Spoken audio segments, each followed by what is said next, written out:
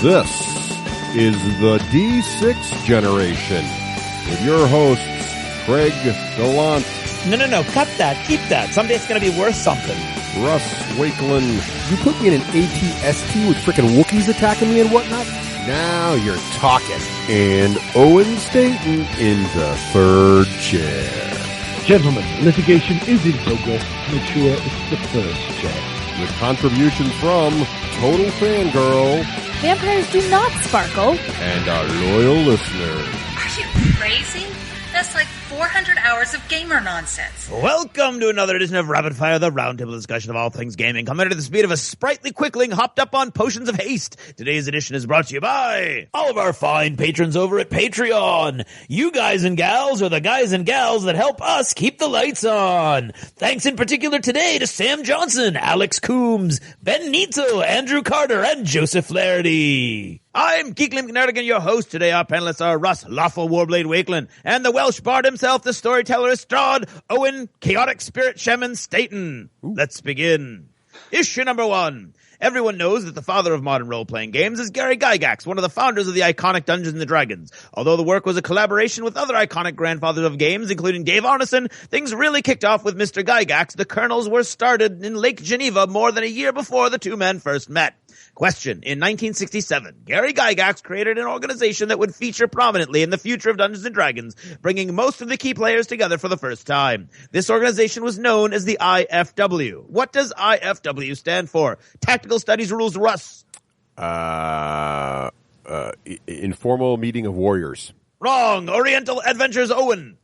Independent War Games Foundation. So close. So close. And yet, so close, of course, as you know, is so wrong. International Federation of Wargaming. I might have even given it to you if you'd gotten all three words right in the wrong order, but you missed Federation. And that makes you wrong. Issue number 2. Central to most fantasy literature and storytelling, dragons have featured prominently in many tales, novels, movies, and more. Catapulted to the center of the role-playing stage with their inclusion in the iconic title Dungeons & Dragons, who amongst us has not dreamed of taking our characters to a lofty height worthy of bracing these magical creatures in their treasure-stuffed lairs? Question. Although the word dragon traces all the way back to ancient Rome, still referring to the enormous terrifying beasts we know and love, the ultimate source of the word derives from an ancient Greek word that refers to what type of animal? Jabberwock Wakelin.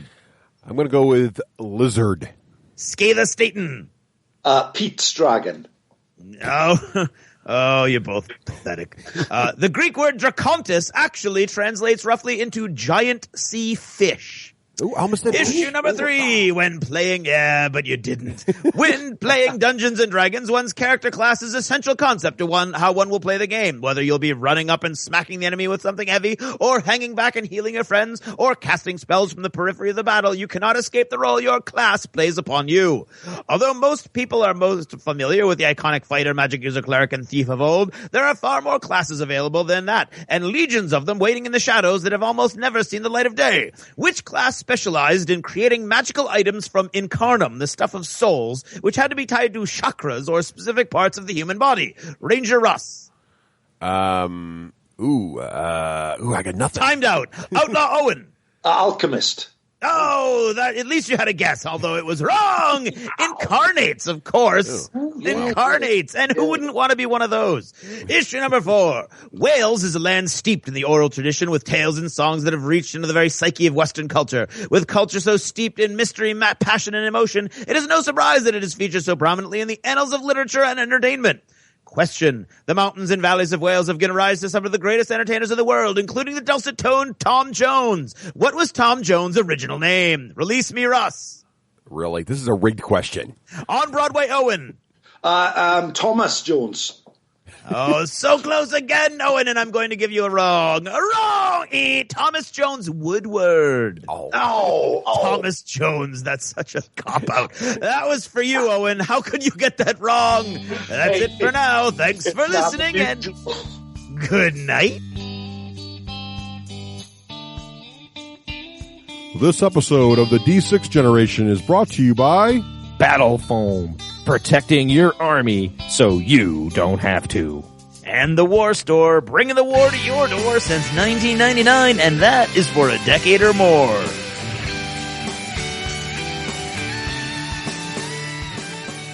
Hello. Hello.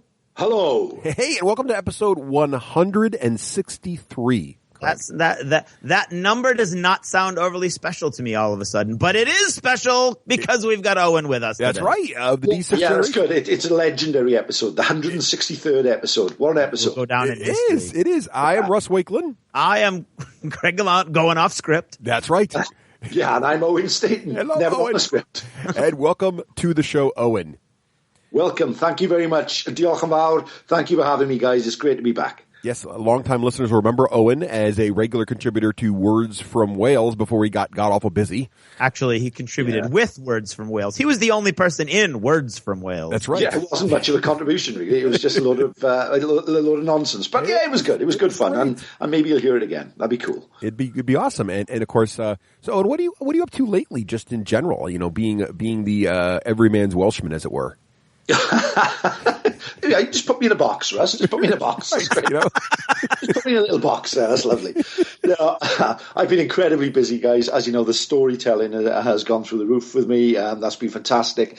I'm currently in a play that's doing the rounds, and we are entering that in a national competition.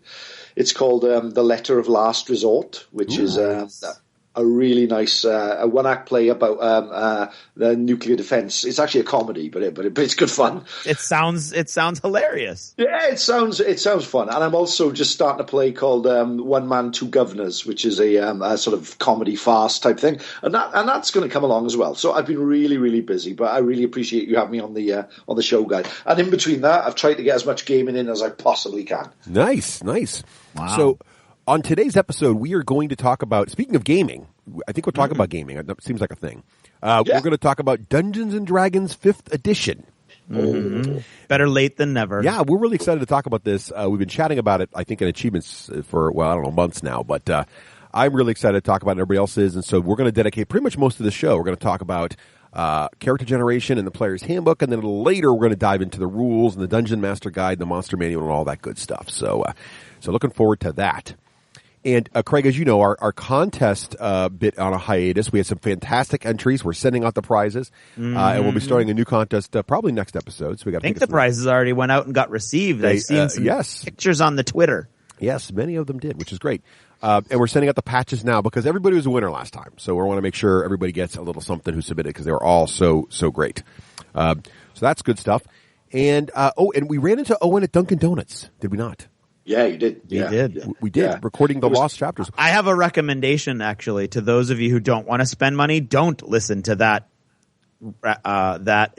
episode of the Lost Chapters. Yeah. So in that episode, Owen. So this is one of the times when our listeners often will comment to us on Twitter that they're very annoyed with us because when we got all excited about a particular game, they were forced to run out and buy it. Mm-hmm. Which isn't really fair, really, when you get down to it. No, but yeah, so I see it. Right. So we thought, and Owen had been tweeting pictures of Dungeons & Dragons Attack Wing, which is the aerial dragon combat game based which on we've been making fun of for about a year now. Right, which is based on the X-Wing system. and so Owen's been playing it. It looks like he was enjoying it. So we thought, well, we have Owen here in Dunkin' Donuts. We'll ask him about it. And we're doing Dungeons & Dragons on the episode, so we might as well have Owen try to sell us on Dungeons & Dragons Attack Wing. And we were very, very convinced that he would talk to us about it and it would be interesting, but we would still be able to resist. Yeah. We both questioned whether or not it was a really, going to be a really compelling segment. Right. Turns out it kind of was. I spent over $100 the next day. And you still couldn't win a game by the look of it, Craig. And I still couldn't win a game against my own son, my 4-year-old son. No. Right.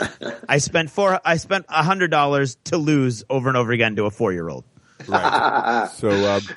So we'll talk about your copper dragon look crestfallen, face down on the mat. Yeah, indeed, I did. Yeah, and he does. He looks like he's on a wrestling mat tapping out. The bronze dragon that comes in the base set. If you take him off his stand and lay him face down, he looks like he's all upset and dejected, which he should be. So check my Twitter for that picture because I thought it's an over-the-shoulder shot from the point of view of the dragons that are beating me. So Craig, if people want to listen to Owen, tell us all about how much he enjoys Attack Wing. How should they go about doing that? Well, the best way to get the Lost Chapters clearly is to become a patron over at Patreon. And if you go to patreon.com, look for the D6 Generation, you'll see our little page with our weird little video, and you'll be able to get a gist of what Patreon's all about. If you want to support the show, become a little part of the show, you can support it for $2 per episode. You can even set it in there as a maximum for two times in 1 month, and that automatically means that if we decide to try to rob all of our Patreons blind and do 100 mini 1-minute episodes in a week and then run, we can't do that. Which is a dastardly plan we've suggested to each other multiple times. And and that automatically gives you access to every Lost chapter we have ever done. So for that $2 an episode, you're actually going to get what are we on? Lost chapter what now? You used to put the numbers 90 in the show something, notes. 90. Now, that's roughly what, about like 60 or 70 more hours of D6 Generation. Of air quotes entertainment. Exactly. Right. Of not so horrible air quotes entertainment. Right. And I'm on about 2 of them. It'd be great. Yes, absolutely. And they feature the third chair. Almost all of them, only 1 or 2 maybe don't feature the third chair. So you got all kinds of access to more information for those guys. And it's available primarily to Patreon supporters. And there's a few other ways you can go about getting it, and all of those are on our website as well if Patreon doesn't appeal to you. But really, for $2 an episode, access to all 90 of them, that's definitely the way to go. Right. So, what's it time now for, Craig? I don't know. It's too early.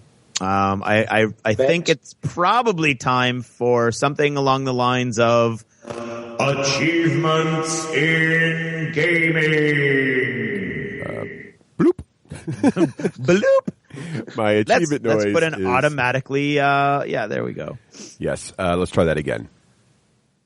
Mm-hmm. Oh, there it is. Much better.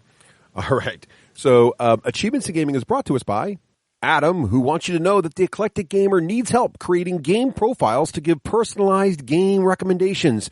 Check it out at tegratings.com. So, Owen, what have you been playing lately? What have I been playing lately? Well, as you know, through the Lost Chapter, I've been playing quite a lot of a D&D Attack Wing, which has been going very well. Really, really enjoyed that. I've also been playing a bit of War Machine, which is nice. My Troll Bloods have been out causing a bit of mayhem, which has been kind of cool.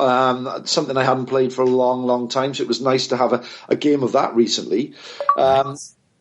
In the computer game world, and I know we don't like to dwell too much, but I've been playing Shadow of Mordor on my PlayStation 4. Now, how are you enjoying Shadow of Mordor?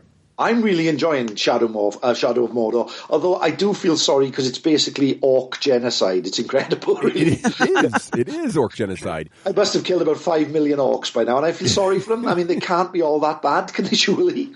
But I think it's a nice game. It's essentially a gauntlet sort of bash 'em up, isn't it? But it's done really nicely, some good voice acting, and some of the quests are great. Have you played it at all? I have. My favorite bit is how the so you can see in the background the structure of the orc army and who the orc heroes and leaders are. Yeah. And basically, it's kind of like a hybrid of Lord of the Rings and Assassin's Creed in a way. It feels very Assassin's Creed to me. I'm not sure why. I think it's the climbing of the buildings to expose. But anyway, it's really good fun, and the combat system's really nice. But what's interesting is if you don't kill a particular orc leader, or they get stronger and they become a real problem, and so you start to have these things where you really got to deal with this one guy. They sort of build up personality, and you start to kind of you start to die repeatedly to the same dude, and you're like, well, because when you die, the game doesn't just end and reset because of what you are, sort of like a ring wraith type thing, but a good guy sort of situation. You don't really die; you just kind of come back, and every time the orcs kill you, they gain prestige and status.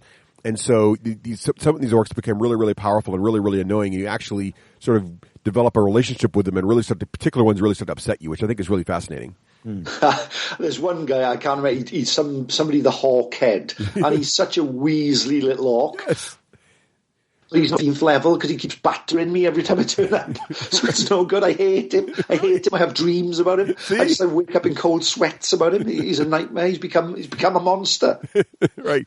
So it's really hilarious to see. And then if you can get ahead, start killing them really well, it sort of sort of figuratively decapitates their army, and they've got a bunch of rookies in there, and you got some time where they're really unorganized, but then all of a sudden some new leader will emerge, and you'll have a hard time dealing with them again, and all of a sudden they'll come back. So it's really it's sort of an interesting mechanic to make death not permanent, but also a factor in the game. And so when you die, you don't get frustrated because you've lost your save point. You get frustrated because, oh no, I've made this other guy yet more powerful by dying to him. It's really interesting. Yeah, it's good.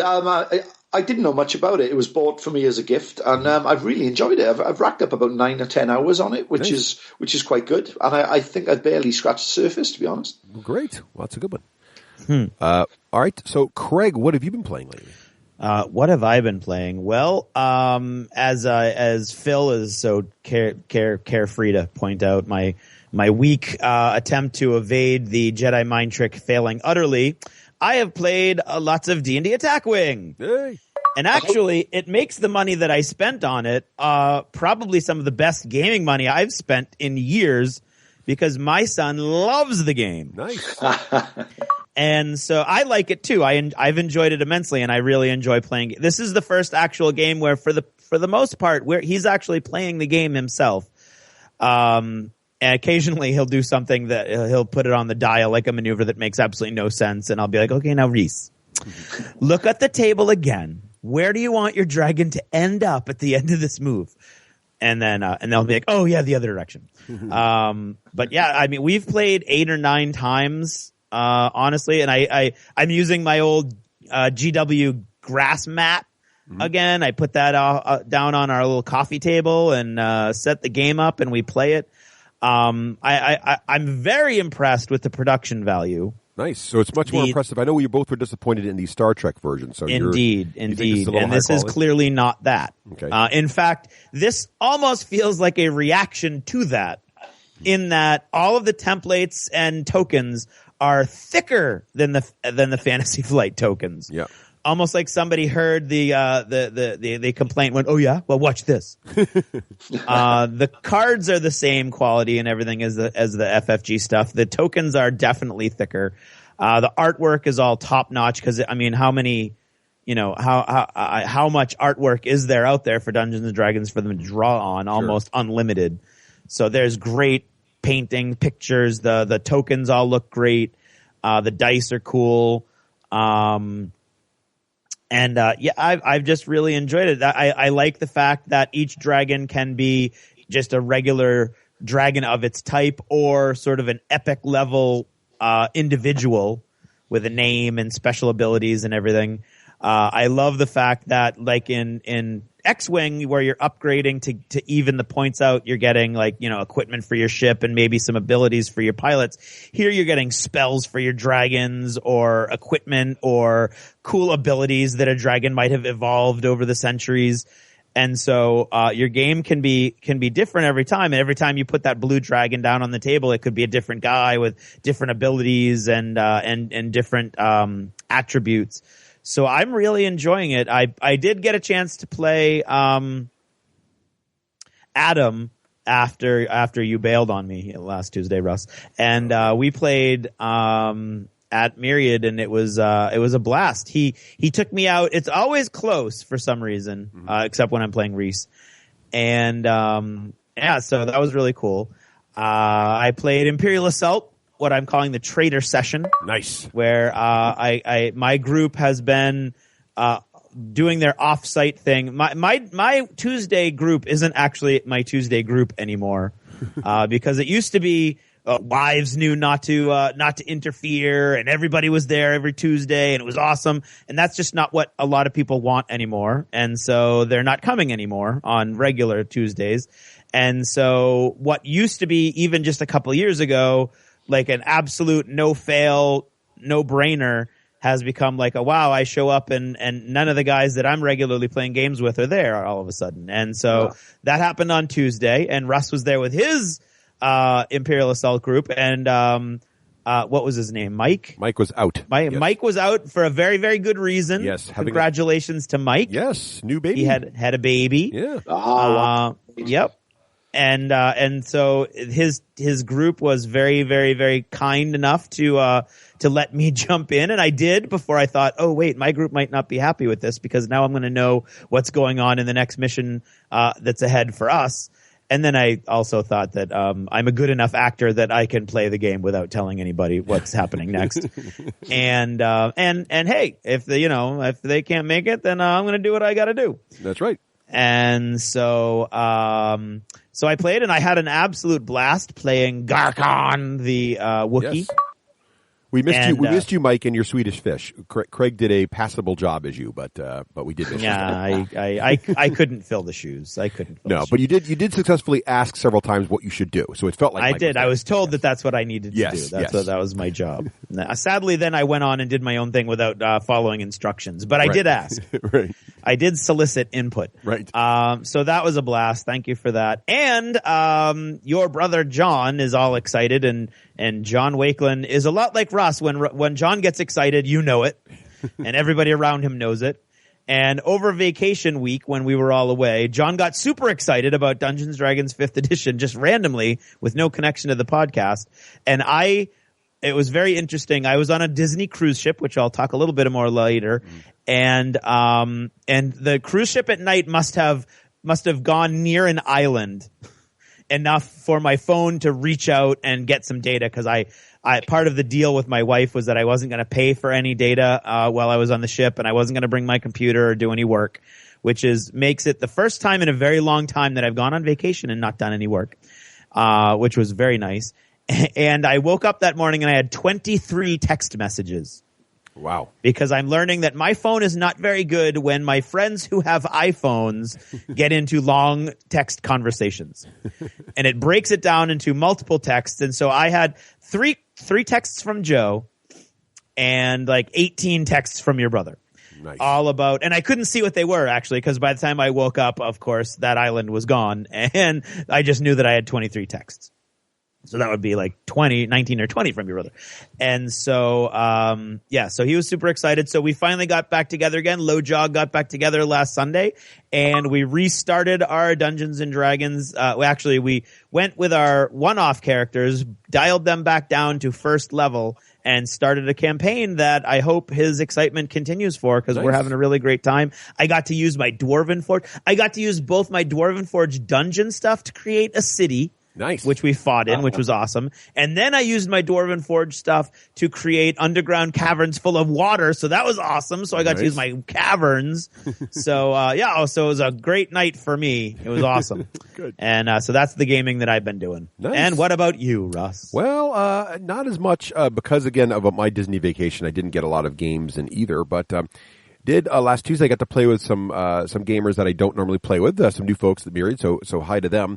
And they introduced me to Alchemy, which I guess is a new game just coming out from Kickstarter. It's kind of an interesting game. So how this works, it's a card game, and you're all playing the role of alchemists.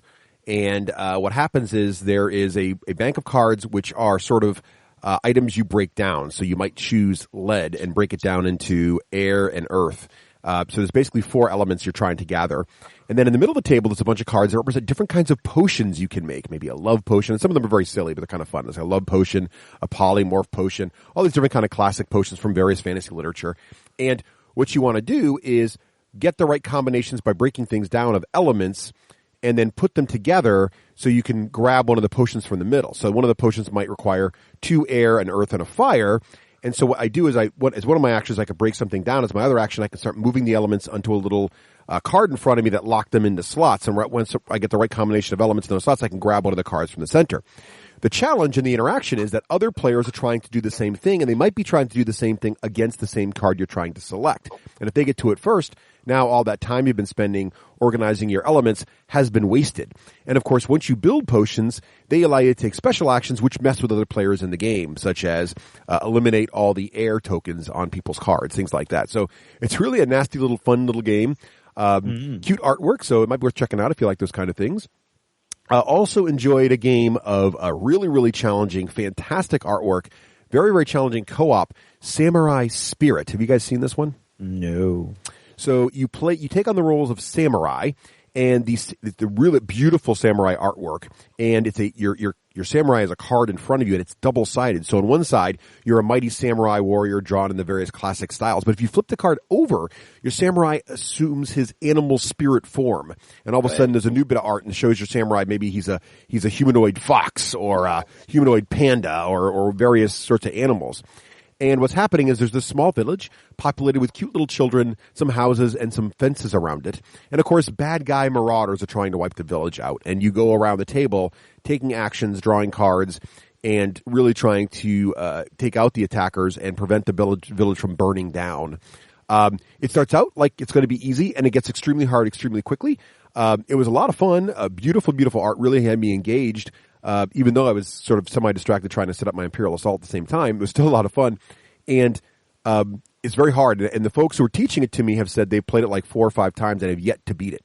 So it's very challenging. It's got that Ghost Stories, I guess, difficulty, but it's very fast. You're done in like 30, 45 minutes. So it's a game that you don't mind losing to because you're back up and say, let's try this again. So a neat little game, really, really nice artwork. If you like co-ops, I would definitely recommend taking a look at Samurai Spirit. And finally, I have been playing in any spare moment I can, lots of Imperial Assault. So we had on our docket to try because everybody's, we have children coming for a couple of our players. Mike just had his, Adams is on the way. So we tried to quickly get in a game, tried to get them all in last night or last Tuesday. Didn't work out. We got a few in, so I got 3 more in. We're going to try some more as we go forward. And Craig's been kind enough to step up and fill in some of our missing shoes, so we really appreciate that as well. So we're trying to get that done just to finish it because a lot of people are going to be out for a while now with the children. But I'm loving Imperial Assault still. We had a really, really close game, Craig. It was fantastic. And, yeah, I will say that the games look a lot closer when Russ is the Overlord. Yes, my lack of competence is definitely it's something. It's something. So, but it looked almost. I mean, they played a mission that looked like a totally different mission when Russ was playing it. Yeah, and that's. I walked in and I was like, wow, you guys are playing the mission that we got our butts kicked so hard. I was convinced this mission was impossible. And my cohorts, my coworkers or my teammates were convinced this mission was impossible. And here I'm watching Russ's group walk all over Russ. Yeah. And basically dance from gun emplacement to gun emplacement without taking any wounds at all. And I'm just going, I don't even get it. Right.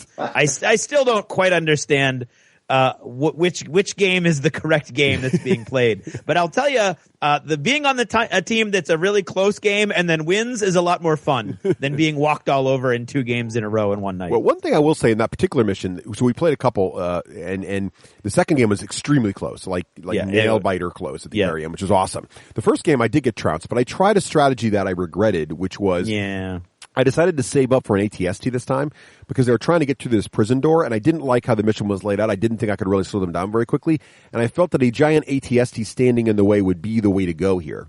Right. But it took me they went through my guys a little faster than I anticipated, and it took me a few more turns than I'd hoped to save up for the ATST, the threat. And so I think that might have been a tactical error. So, but who knew that 6 stormtroopers would have been better? 6 stormtroopers early would have been better than an ATST late. Sometimes that happens. So anyway, good times with that as well. And I think that does point to some replayability though, Craig, because I think depending on what the players are playing and the upgrades they've chosen and how the Overlord's going, it can be a very different game even though the same missions, which is I'll tell you, Matt took a different, as the Imperial player, you have to choose one of 3 sort of paths that dictate what kind of upgrades you're going to get, what kind of missions you're going to get and everything. And Russ and Matt took 2 different paths. And you're playing 2 different Imperial armies at that point. Like Matt's got all these cool espionage things and he's like working on he's sapping your will to fight and he's messing with you. Russ took all these technological upgrades. So he's got guys with jump packs and they're jumping all over. They don't care about difficult terrain and stuff. So, he's got a probe droid that heals things and so. I just got cloaking devices too. Replayability. What's that? I just got cloaking devices on my stormtroopers last time. Cloaking devices on the stormtroopers. That was fun. So, how often is it when you roll like a awesome kill shot on a stormtrooper and he rolls a white die and he gets the dodge result? You're like, oh come on! It's just like trying to shoot that annoying Jedi and they roll those dodge results. Exactly. It's the pain is a little more. So I've got to say, the replayability is absolutely clear to me. Nice. So that's that. Now let's move on to modeling here. Now I'll just go first real quick and say I've done very little because of my trip. I did get a little more paint on my Planetfall models, but not enough to legally mention. So sadly, I'm behind on my modeling. Owen, how about you? What have you been doing for modeling lately? Yeah, I've done quite a bit. Before I just go on to that, if I'd like to mention, have you heard there's a new game coming out called Guild Ball? Do you know anything about that? No. Oh, right. Okay. Well, I got really excited about this. It's something I saw on my travels in a local store. It's due out at the end of this month. It's basically a fantasy football game, but it's based on the medieval sort of football, which would be when everybody in a village would basically play football against each other, and you would have hundreds of people, and the game would travel from village to village, type thing. But this company, I don't know much about them. They're called Steam Forged Games. They run it on Kickstarter, and it's basically a fantasy football game. But it's rather being played on a board, like a pitch sort of thing, like a Dread Ball or a Blood Bowl. It's actually played on a War Games table. The teams, the miniatures for the teams are absolutely stunning. And what they've done is each of these fantasy guilds in this world they've created has put a professional team forward. So rather than just have loads and loads of villagers playing the game, you've got these actual teams. Nice. The Butchers Guild, the Brewers Guild, the Engineers Guild, the Fishermen's Guild, the Masons Guild, and the Morticians Guild, and a team called the Union. And from what I'm hearing anyway, the feedback on it has been excellent. Oh. And if you just have a look at the Guild Ball website, a picture is there of all the miniatures and that, and I think it's out at the end of the month. And that is, I'm getting really excited about that. Yes, Phil in the chat room has shared the website is guildball.com, so that's easy to remember. And I'm on it, and it's pretty darn cool. It does look pretty interesting. Well, that was a great tip, though. I don't have to keep an eye on that. I do like my fantasy. It came out of nowhere. I didn't know anything about it, and I just came across a demo game, basically, in the South Wales Gaming Centre near here. And the figures were stunning, and they're producing them in resin or metal, which is unusual, so that if you want to play them, the replayability of the metal figure is there, the resin figures if you want to paint them nicely, and they look absolutely beautiful. Nice. But anyway, modelling. As you know, I travel around a bit, so I've done a bit of modelling, and what I've done, which is kind of a strange thing I've had going on, I've got a Chaos Space Marine army for 40k. Ooh, cool. So I do like the new Hell Brute, the Chaos Dreadnought they brought out. And I've now got 5, which are across the country, and I've built each one in a different sort of build, because I can do it in an evening whenever I want. And there's one currently in the garden just drying under his undercoat with a big thunder hammer and a plasma rifle. So I've done those, and they've been cool. And I've sort of a therapeutic sort of kit that I can do wherever I am, and I've really enjoyed doing them. Nice, very cool. Yeah. So that's me for modelling. That's great, Owen. That's much better than I'm doing, that's for sure. Yeah. Well, what are you doing, Russ? Because you told me you were going to have your whole army painted. Yes. So let's hear about it. As I mentioned, I have not. I am behind. This weekend, though, I plan to find some time to do that. So I'm Which hoping is what you said last week. I know. I'm hoping to finish that for Tuesday, so that Craig and I are playing through the Planetfall campaign.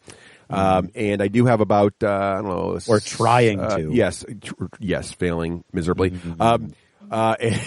Yeah, I may have let Craig down. I feel like I've been rolling a lot of ones lately on my scheduling attempts.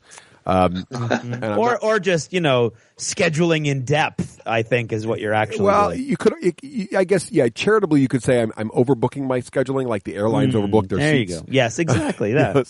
So I have a new waiting list. No, I don't. That just sounds really rude. I know it's just been. And Russ basically walks into Myriad and he's like, okay, I'll be playing everyone in the A group first. The A group. If you emailed me ahead of time last night to confirm your seat, that is the A group. If you are on the B group, 1 through 15, stand over in that line. 1 through 30, stand in that line. I'll get you as soon as I can. The C group, you guys remain seated for the time being. Anyway, I don't mean for that I always end up in the C group. It happens. So, well, the good part was, it's sort of that way because when Imperial Assault, we had a cancellation at the last minute and you were able to take a seat. There you go. Yes, I took advantage of a cancellation. So you were able to, I was playing standby. The standby list, right? And you were able to get it. So actually, yes, I think this is a brilliant model and I'm going to stick with it. The truth comes out. So, can I get it on your standby list? Right, the standby. There you go. Right. So, Anywho, I do owe some, but I'm having a go back to what you haven't painted. Yeah, I have not painted the Ally box, and I haven't painted the second Helix, but I don't need the second Helix right now. I just got to finish the first Helix, which is the big ship. Business class, Phil. Yeah. Phil just asked if I got an upgrade. I get an upgrade to business class on Russ's gaming list. You got the roomier. You could have a row, the seat. I had my feet. I had all kinds of foot room. It was great. Yeah, we have a spot for the exit row here for you, Craig. But you have to make sure you're comfortable being there. I do have to sit through the little presentation first, but that's okay. I can do that. All right. So anyway, I'm owe you some painting, Craig. I apologize. All right. What have you been painting? You owe yourself painting, Russ. I do. I myself, being a committed individual, have now last night finished all of my Planetfall stuff. So that's a Directorate Core Helix, Heavy Helix, Works Raptor Recon Helix, all the buildings that we got, which is a bajillion buildings. That's a lot of buildings, yeah. I actually had those done before vacation, so we could play with those in the campaign and whatnot. Can't wait.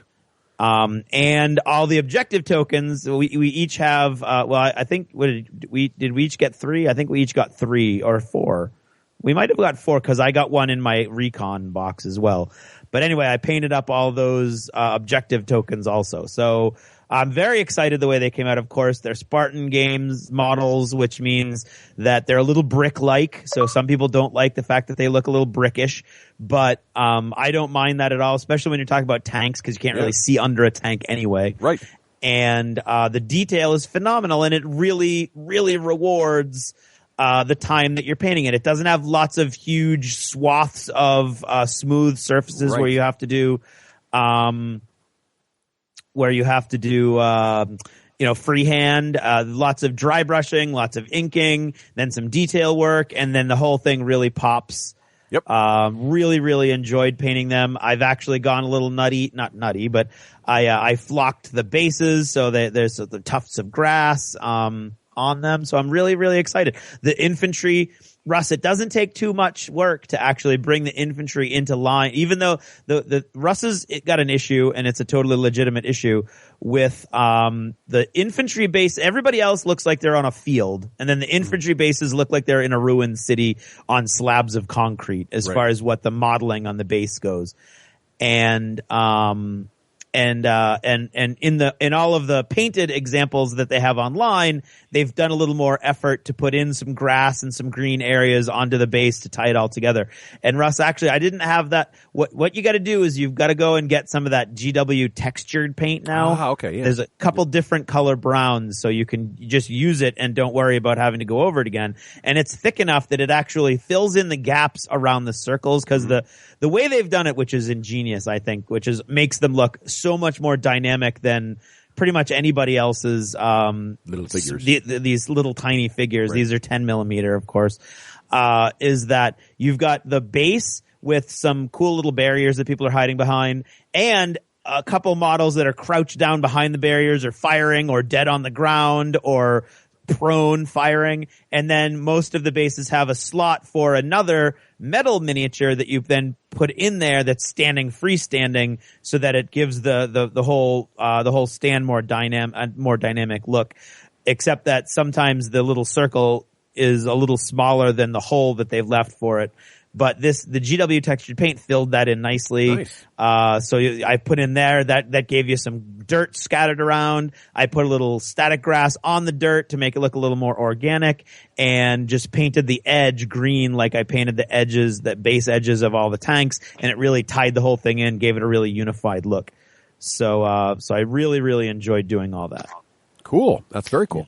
Yeah. I'm loving painting those guys. It really rewards what I like to call lazy painting techniques, which is dry brushing. While at the same time, there's all kinds of details. So if you're not lazy, you could put a lot more time and effort into it. But yes, it definitely rewards lazy painting techniques.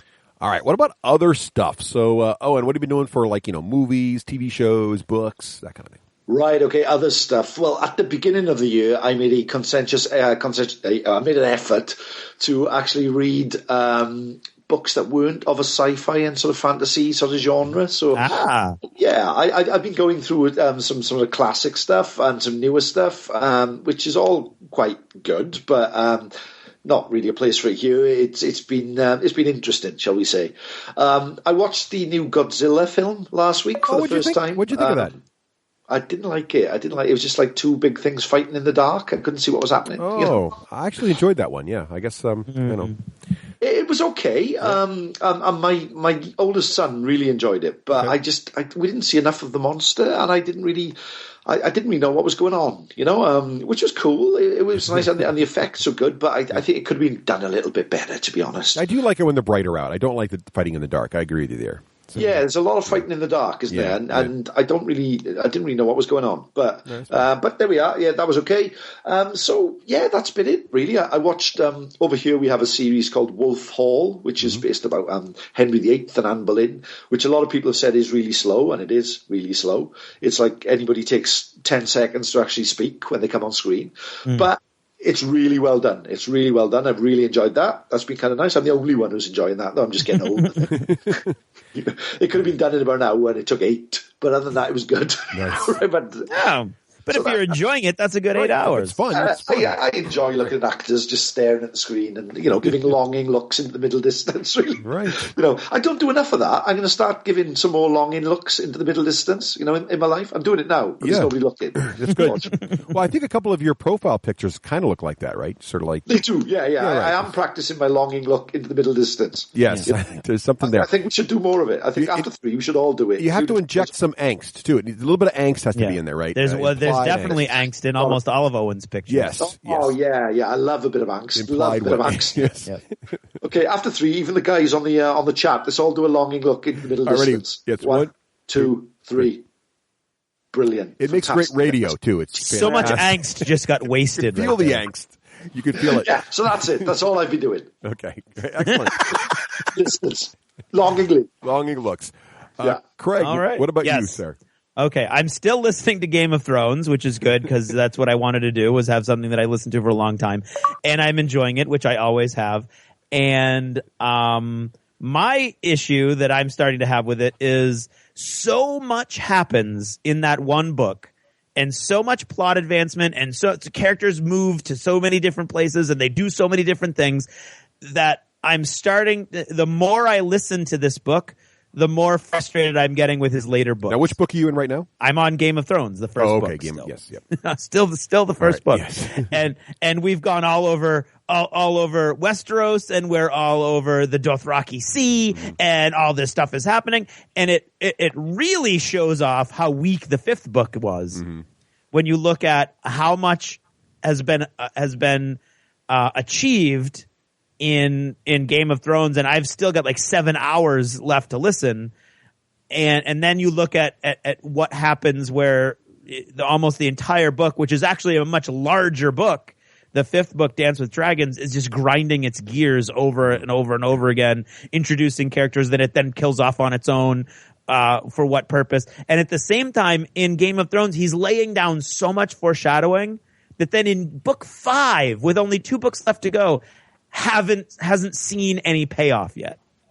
I think book 5 really stinks of, I'm doing really, really well, so I'm not going to listen to any editor. You know, it's that, isn't it? And that's unfortunate, really. Yeah. I hope the TV series doesn't go down that route either. You know. Yeah. Well, that's that's one of the things that I've been loving the TV series, and I love it more every season. And I think that's because somebody at HBO with millions and millions and millions and millions of dollars on the line is keeping that thing focused. Yeah. Yes. And then every now and then they're like, "Hey, George, why don't you go ahead and do this one episode?" Right. You know, as opposed to you're in charge of this whole thing, because that fifth book, there's so little payoff from everything that's gone before, which is such a tragedy when you read. I mean, I hadn't listened to it in a few years, and so I'm going back to it. There's so much there, and of course I did all that stuff recently, looking online at all the fan theories and everything, and there's so much meat for speculation in that first book. There's so much action, there's so much going on, so much character development. Then if you look at that 5th book, it just becomes more and more disappointing and shows more and more pale in comparison. So that's sort of an interesting, unforeseen result of my going back to listen to Game of Thrones again, which has been intriguing to me.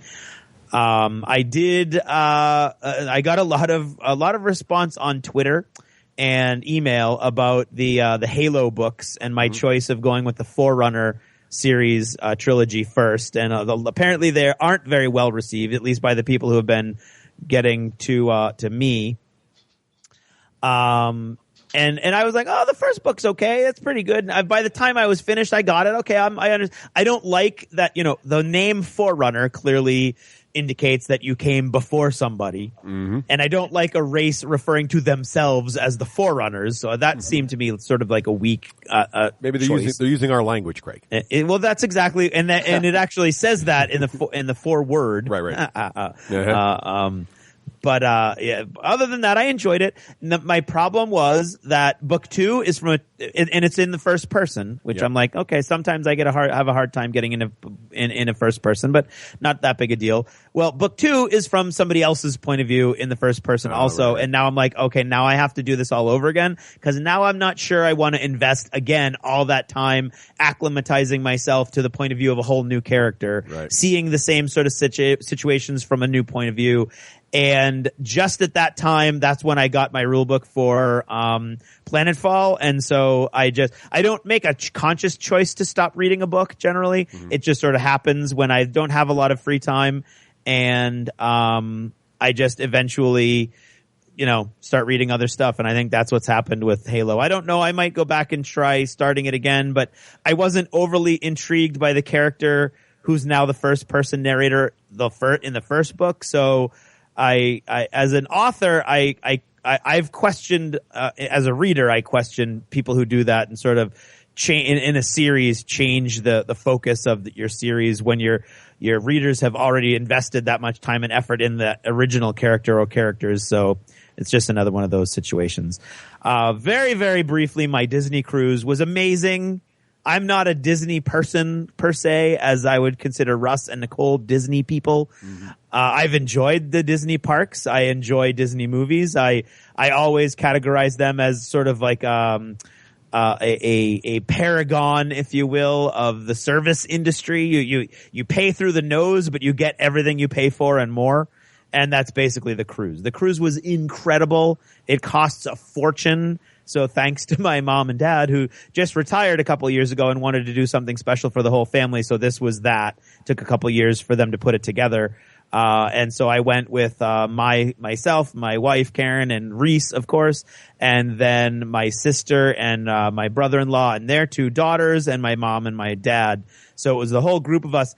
And I would say there were more of that multi-generational family groupings than there were like individual families on this cruise. The dinner tables, there are many large dinner tables in the 3 different dining rooms. Each one is a totally different theme. If you like Warhammer 40,000, go on a Disney cruise, cause you're kind of like on a big giant spaceship from Warhammer 40,000. Except that instead of dark temples and things like that, it's bright, cheery palaces, but you've still got like flagstone floors and giant marble columns. I mean, it's really kind of crazy, and it's all Disney, which means everything is done to the hilt. Everything is done everything is hit plaid. I mean, the foyer when you walk in is this 3-story giant chamber with all kinds of balconies, and there's just princesses showing up on every freaking balcony, and the characters are everywhere. It's just really amazing. And I know there's people who hate Disney as much as some people hate Games Workshop, and I don't know why, but that's fine. Is it a paragon of capitalism? It absolutely is, and I don't think that's a problem. It was amazing. As far as the technology goes, there were framed pictures everywhere, obviously, and half of them just come alive when you walk by them and start talking to you, which is crazy. There's one detective game that you can play that takes you all over the ship. It's for kids, and you basically sign up at this kiosk as a Muppet detective, and there's 3 different cases you can solve. So you can do it 3 different times over the course of your cruise, and it just leads you to these different pieces of art, and you interact with the art differently than it does when you just walk by it without the little badge, because when you walk by it with the badge, it senses that you have this badge and starts talking to you in the character of the case that you're solving. And when you don't have a badge and you walk by it, it just comes to life and starts talking to you in general. Which was crazy. Reese loved it. All week long we would see it, and he would want to do it. We never had time. And we knew he wanted to do it so much that on the last night we wanted to give it a shot. And so we went and we did it. It was amazing. It was a blast. Because it was in the Caribbean, the whole thing was pirate. There was a whole pirate night where every crew member on the ship was dressed like a pirate, including the wait staff and everything. That was crazy. They're the only cruise company that actually launches fireworks off the actual ship. So we're in the middle of the Caribbean all by ourselves, and we're having this amazing fireworks display that, of course, because Disney owns so much, is keyed to all these other cool things like Pirates of the Caribbean, the movie. So there's a Captain Jack Sparrow character all over the place, and he's acting up a storm. It was amazing. I loved that. The cruise ends by going to Disney's own private island, Castaway Cay, which is an awesome little island. I know a lot of the cruise companies have their own private islands, so that's not unique. But they because Disney, one of their many initiatives is a health initiative that's called Disney Run. Or Run Disney, I can't remember which. They actually have organized running events at all their different venues around the world. So I actually ran in my first official non-Spartan race 5K. Nice. And that was a blast. I like running on cruise ships for some reason. I can get back in the groove when I'm on a cruise ship and I'm running around and I'm seeing all the views and everything. And so I did a few 3-mile circuits on the cruise ship, which was really cool. With the deck that had the track built onto it is actually the fourth deck where all the lifeboats are. It actually goes into the guts of the ship at the bow and the stern. So it was kind of like, it was really cool. And then the 5K was awesome. 200 people ran the 5K, which was great. And I came in the top 25%, which is pretty insane. Well done. That's really good. I just went for a run before we started recording. I had a curry last night, so it was shambolic. I would have done really good. I'd have done really good on that cruise. I'd have done a Hunchback of Notre Dame. See, there you go. Absolutely. Great. Yeah. And speaking of what they own, you really don't appreciate how much Disney owns till you go into one of their venues and just kind of get absorbed by it, because they leverage everything they own. So there's Avengers stuff, and there's Guardians of the Galaxy stuff, and there's Big Hero 6 stuff. All their TV show. it's amazing. The shows were unbelievable. Most cruise company shows, they're kind of like, oh, so that's why you're on a cruise ship, because you're not that great. The Disney cruise was Broadway quality technology, Broadway quality performances. The writing was because the stories were kind of like mainly a vehicle for singing lots of Disney songs, which I'm okay with. It was awesome. I got to see Guardians of the Galaxy, and there was a giant full-size stadium seating theater. I got to see Guardians of the Galaxy finally in 3D, which was amazing, because I wouldn't pay for that because I don't really like 3D, but I got to see it, so that was cool. I got to see Big Hero 6 finally, which I was like, once I saw Big Hero 6, which was good, it was fine, but I really got disappointed that not only did Lego Movie not get nominated for Best Animated Feature, Big Hero 6 won, because in my opinion, there's no comparison. But anyway, so yeah, the Disney cruise was amazing. Cool. Yeah. And then, so I came home really wanting to do pirate stuff. So I have to play Sails of Glory again soon. Nice. I was thinking of that all week long. And I wanted to watch Black Sails. So I stopped watching Black Sails halfway through the season last season. And so I went back, re-listened to all that. And then I got all caught up, and I love it. It's great. Pirates, although it's not Pirates of the Caribbean pirates. It's really dark and almost Walking Dead-ish pirates, although there's no zombies. It's just really, really dark and people die all the time. But I did, well, you know what? I'm just going to leave it at that. Watching The Blacklist, really enjoying it. Although it seems like halfway through your second season, it's a little early to do a montage episode. So that was a little, this last episode was a little disappointing. And then finally getting all caught up in my vacation, TV viewing, watched Sleepy Hollow, caught up with the latest episodes last night, saw the season finale, which was really disappointing to get a season finale this early in the season. But it was super exciting for me because I have the same birthday as Ichabod Crane. Ooh, nice. So you're how many hundreds of years old now? Yeah, no, not birth date. Birthday. Oh, okay. Okay, just checking. August 18th, baby. Woo! Nice. Well, well done. Represent us and Virginia Dare, the first British, the first person born in the New World. Oh, there you go. There you go. Oh, right. Yeah, good. Yeah, cool. Good on you. Okay, so what about you, Russ? I'll be really quick because we're going long here. Yeah, I did that. Sorry. Number one, I'm listening to the second book in the Septimus Heap series on Audible. Mm-hmm. And as I mentioned before, this is a great series recommended to me by my oldest daughter. And really enjoying it. The second book is just as compelling, if not more so, than the first book, which I really enjoyed. So if you're looking for a young reader fantasy book that's also compelling to adults, I would strongly recommend the Septimus Heap series. And that's all on Audible. And check that out, Craig. What do you do to go to Audible and check these things? Oh, go to our website, the d6generation.com, and click on the Audible link over there on the right hand margin, and you will get a free membership to Audible for 30 days and 1 credit that's good for almost any book you can find in the Audible catalog.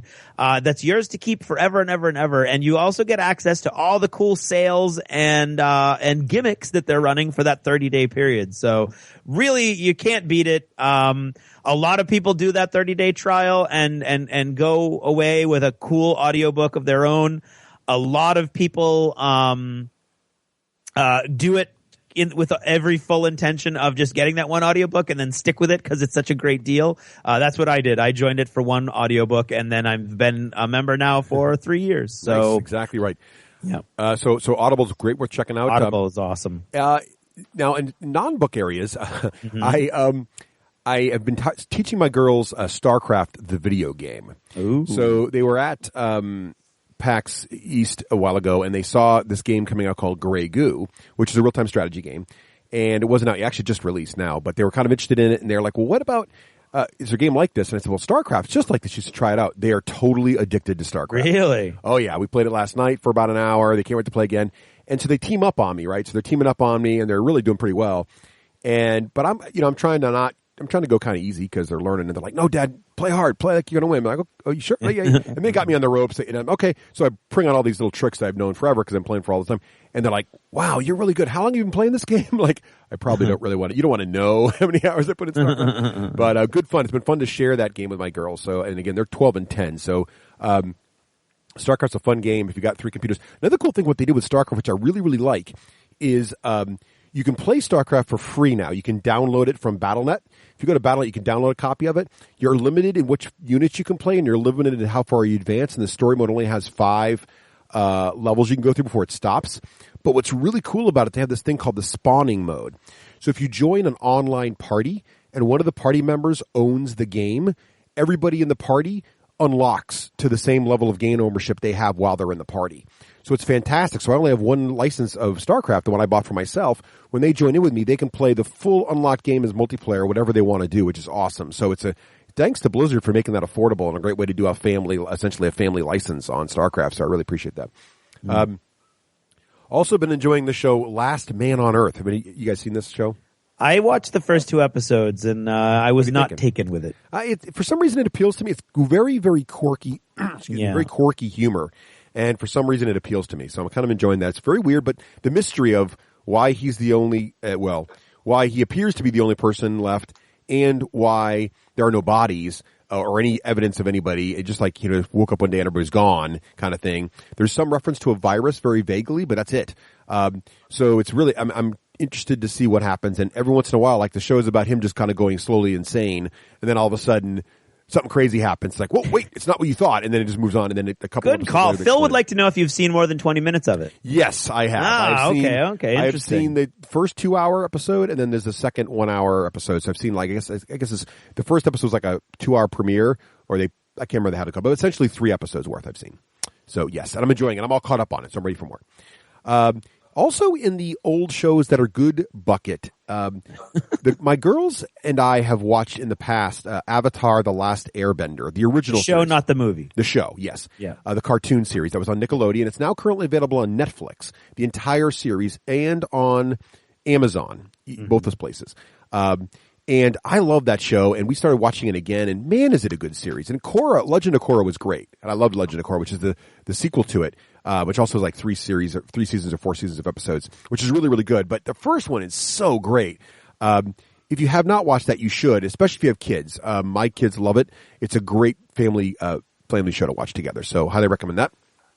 And really, really quickly, I'm not going to go through all my Disney experiences because they are many, and Craig already kind of Disneyed us out. But I will say that there's this new little bit of technology at Walt Disney World you may have heard of called Magic Bands. And the idea behind this Magic Band thing is you wear this little, and I think, Owen, you've already discovered this because you're planning a trip to the parks coming up in August. When you start registering, you go online, and they get you excited early on because you start making your Magic Band. You can pick your color and what it's going to be like. And when you get into the parks, Owen, it gets even worse because they have little attachments you can buy for your bands that your favorite character goes on there and all kinds of, of course, because it's Disney. But what's really cool about these is you use these bands for everything. You use them to enter the parks. You use them to enter your rooms. You can use them to buy things.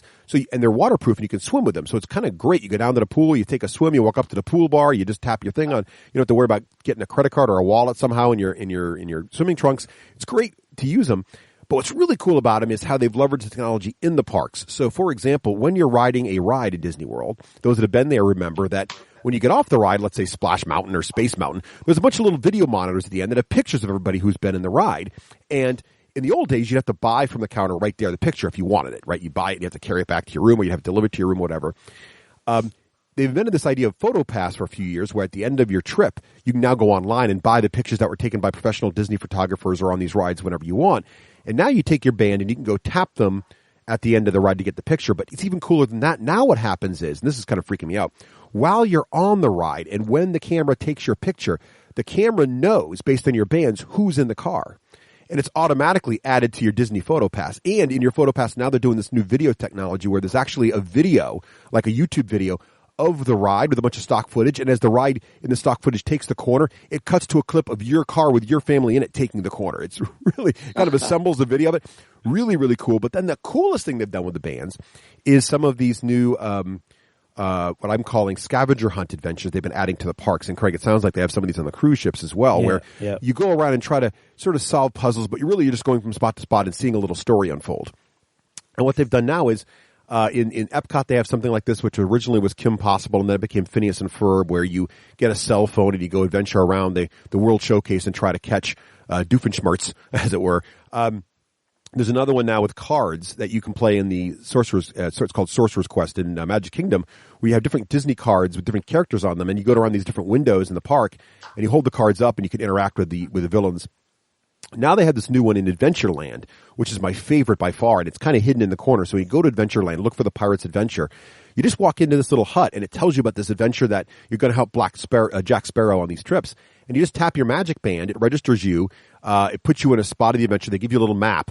And you go out around Adventureland, different elements, and you try to interact with the pirates and follow the story. And what's really cool about it, it'll say find the mark of the skull in this location, and you'll go over there, and you'll be in this little corner that's actually just like a little decorated corner of the park. It didn't look like anything, and there'll be this little skull symbol, very, very sort of subtly on the fence, and you tap your wristband on it, and all of a sudden, like out of a nearby pool, a skeleton raises up, and he's fully animated. He tells you this whole story goes back. You're like, oh my, what is that? And then cannons above Pirates of the Caribbean ride will start shooting and things to tell the story. It's really pretty impressive, and very interactive, and just another way you can experience a show at Disney World essentially on the side. Really, really cool idea. So, really amazing technology there. And as Craig said, you're paying for it, but it's really cool experiences. Mm-hmm. So, absolutely. In the last couple of years of me, going back to the band photograph, are there still crowds of people at the end of the ride still trying to take photos of the photos with their cell phones? Because that used to just drive me nuts. They've put little overlays on the pictures now, so you take a photo of it, it doesn't look very good.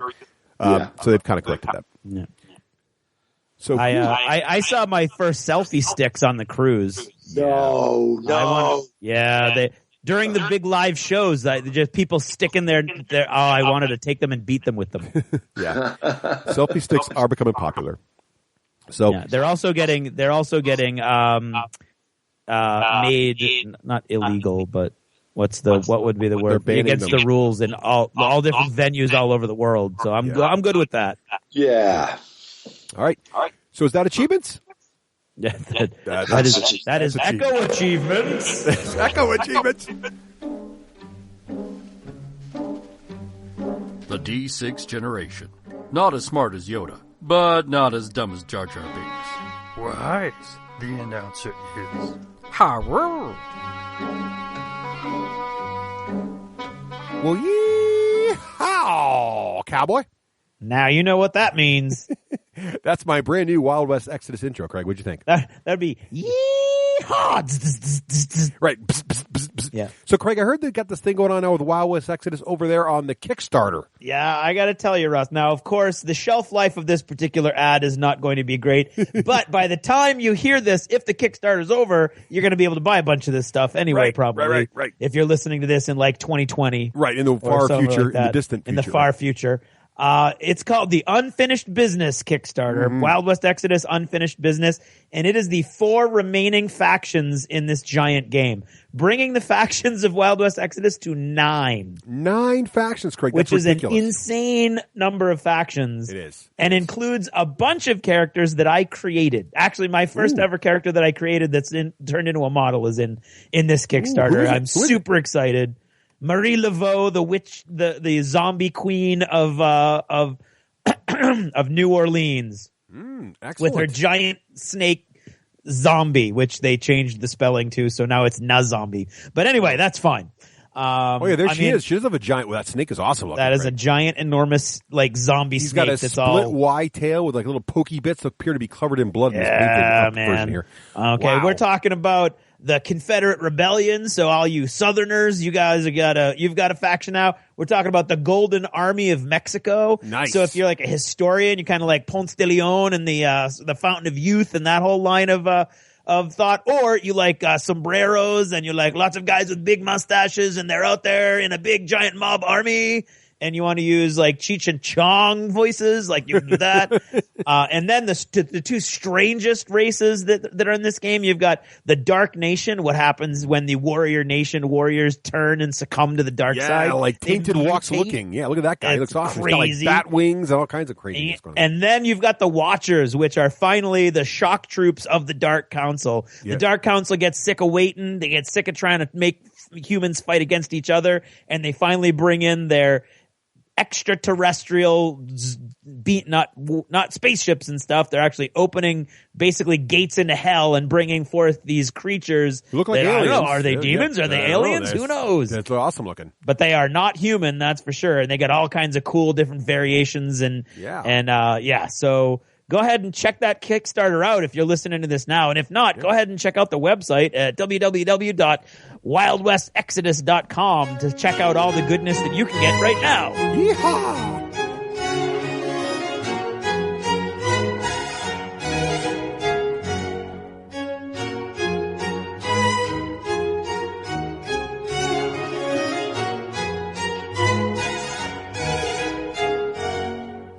And now, in an attempt to bring a small amount of dignity and decorum to this otherwise base form of entertainment, and I use the term loosely, I am proud to present... Oh, get on with it. It's time for App of the Ep.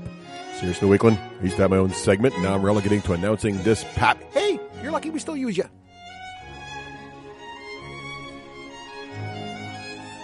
Hey, and welcome back to App of the Ep. And this time around, I want to talk about a really interesting game that just recently released on Xbox One, but it's not a full big budget AAA title, Halo $60 game. This is really in the spirit of an app. It is called #IDARB. So the name literally is, the pound symbol IDARB. And it was free to Xbox Live Gold members this past month. And I don't know if it's going to stay free or if it'll become a small fee. But basically, this is really an interesting concept that actually is a surprising amount of really fantastic fun. The story of this game is also as interesting as the game itself is. So basically how this thing started is, it's self-described. I'm on idarb.com, IDARB.com, and it's self-described as a constantly evolving, crowdsourced, minimalist game mechanics sketchbook. And they describe it as an 8-player chaotic esports jumping jetpack future arena ball game that is inspired by Bomberman and Smash Brothers as much as it is by cans of soda, paint by number books, and driving 5 miles an hour over the speed limit. So you can kind of see right there the sense of humor and the level of seriousness that this game was built with. And also, the story of how the game was built was very interesting. It was very much crowdsourced. So one day, the developers just sort of tweeted a picture of a red box, literally just a red rectangular box on a background, and asked for ideas. And it's over Twitter, and it sort of evolved into this this crazy game. And it just goes to show you how important execution of an idea is, as well as the idea itself. Because really, what this really is it is an 8-player, and it's best experienced on a couch. So really what you want is it's 8 players all with different controllers. And one thing, I didn't even know this about the Xbox One until iDarb came out, is that unlike the 360, the Xbox One can have up to 8 controllers, maybe even more, synced with it at a time, supporting up to 8-player games in the same room, which I thought the limit was still 4, like a 360, which is sort of interesting. But and you can also play it online. But basically, this game is you got 8-bit characters, and there's 2 goals at either end of the screen, and essentially you run around. And so if there's 8 of you playing, each player is each person is a player on one of the teams. So it's 4-on-4 essentially. And it's really simple controls. You really have a jump button and a kick the ball button, and you hop around on these little platforms and try to shoot the ball into the goal, sort of like advanced Pong, if you will. But it's really the way it's executed, the sound effects. It is 8-bit, but the 8-bit drawings are fantastic. The announcer voice that kicks in and has all these different pop culture quotes as you score. It's just really, that was all about the base as you score a goal or whatever. Just really, really interesting stuff. What's also kind of cool is the level of detail here. So this game not only comes with the fun way to play, but it comes with a built-in character editor. You can also edit characters online, so you can create your own teams. Not only can you create your own teams of people, and there's teams of like the Disney princesses, Star Trek characters, the Avengers, you name it, people create it because it's player created content. There's no IP issue. You can share your teams, whatever you want to do. Also, they're very 8-bit, so they look like who you think they are, but it's obviously not a direct IP infringement. The other thing that's really cool is you can create your own team flag. There's even a built-in music editor, create your own team music, and it's very reminiscent of the, late 80s, early 90s, that sort of MIDI music background you can create. But then when you score a goal or win the game, you'll see your team's banner flying and the music that you wrote will play. And what's even more amazing about the game is even the halftime shows. So halfway through the game's divided into 4 periods. And again, it really is just run around and shoot balls into goals. But then what happens at halftime, there's a mini game that comes up that has no impact on the main game, but it's hilarious. And these mini games are really inspired by a wide variety of stuff. One of them might be a mini game of literally Flappy Bird, where there's the bars you fly through, and each player in the game currently flaps one of their characters and you try to see who can get the farthest. It doesn't affect the main game. It's just a little fun bragging rights. Or a really very, very accurate depiction of the old game from Nintendo, Duck Hunt, will come up, and you play a quick round of Duck Hunt. Or the old combat game with tanks will fight, or all of a sudden the Kinect will kick on. If you haven't had a Kinect kick to your Xbox, and it'll say which team can scream the loudest, and it'll go around the different team players, and you have to yell and scream and see who can be louder to win the halftime show. So just a lot of little things in here that come together and make this a really, really fun, great. I can imagine this being a hilarious time in a college dorm room or anywhere you've got a lot of people just sitting around, or at a party, or even just with your family and your kids. It's just a really great time. But then they take it to yet another level, which is really interesting. So there's while you're playing, the Twitter feed for hashtag iDarb is constantly flowing on the bottom of the screen. You just see what people are tweeting. And this can be turned off because sometimes people tweet, not always safe for work things. So you can turn that off. But what's really fascinating about it is when you're playing any game, in the upper left-hand corner is a code up on the screen while you're playing. If you tweet that code to a specific Twitter address, which is also in the upper left-hand corner, so it says at iDarb, I can't remember what it is, it's at iDarb and then the code. You tweet that, and then you can put certain what they call hashtag bombs in the tweet.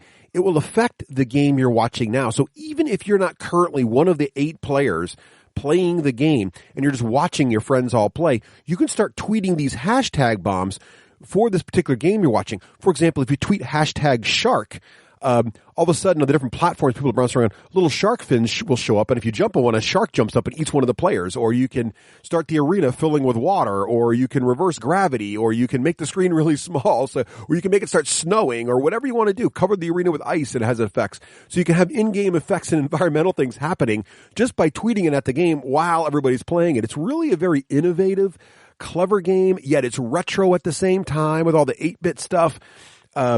And somehow it is just a great deal of fun despite its simplicity. I really, really highly recommend you check this thing out. Hashtag iDarb for the Xbox One.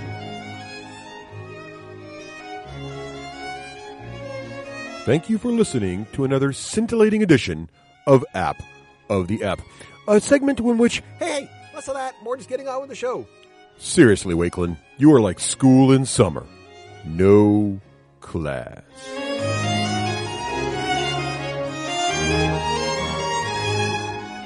Hey, welcome back. And, since we have Owen here on the show, and of course, Owen, you've been quite excited about the 5th edition Dungeons & Dragons, correct?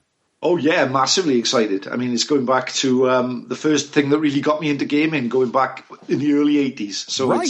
It's great to see a new edition. It is very exciting. And as you know, listeners of the show have noticed I've been, sort of glomming on and on about how much we're enjoying it, my family's enjoying it, and I've gotten back into Dungeons & Dragons with it. And, Craig, I know you've been playing quite a bit. I've been playing, and I've gotten back into it.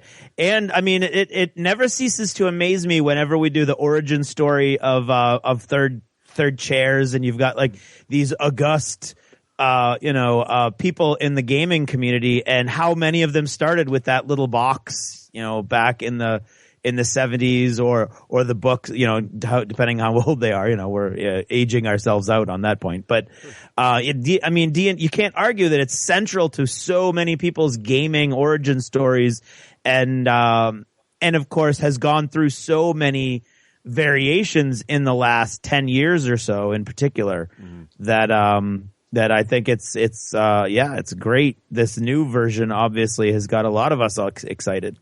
Yeah, exactly. I don't want to bore you guys, but I can remember vividly. I used to play Fighting Fantasy game books quite a lot. Owen. If we wanted to hear you talk, we would have invited you on his third chair or something. Yeah. So, anyway, let's continue. No, please don't say that you're going to bore us again, because if you did, we wouldn't invite you back. So come on. Talk. Let's hear that accent. Let's go. Okay. I can clearly remember, as if it was yesterday, looking out of the front door of my parents' house as my two friends pulled up on their push bikes and started walking up my drive, and I had under my arm the old red box. It was battered because I bought it second hand, and it had the dice with the coloured in bits, all that. And I'd written a game which consisted of 3 rooms, and the second of which was an orc sleeping on the chair. And I can still remember that game and how they played it, and how my friends who knew nothing about it were totally taken into it. And it only took me to 3rd level, and that was so frustrating because I couldn't afford the other packs. So it has a massive place in my heart, and something I can fondly remember. So I've got a lot of love for D&D, a lot of love. Yeah, exactly right. It's funny, actually. I bought some new dice the other day, and for some reason the gaming store I was at only had the dice, the old style dice that you had to use a crayon to color in the bits. Yeah. And that bring you right back? And I was doing that, and I don't think I've done that to dice for like 30 years, and it was totally a flashback. It was pretty awesome. What's really great about this, so D&D 5th, I think, is very exciting. It does, I think some people would argue that, D&D sort of lost its way. A lot of people like 4th edition, including myself, but 5th really brings it back to, I think, its roots. And we want to spend a good bit of time of it. So I thought this episode, we all thought that it would be great to do one whole segment, this first segment on character creation, and kind of get into how that works and kind of really focus on the player's handbook. And then later this episode, we'll focus more on the mechanics of the game and a little bit on how the Dungeon Master's Guide is laid out and how that all works as well.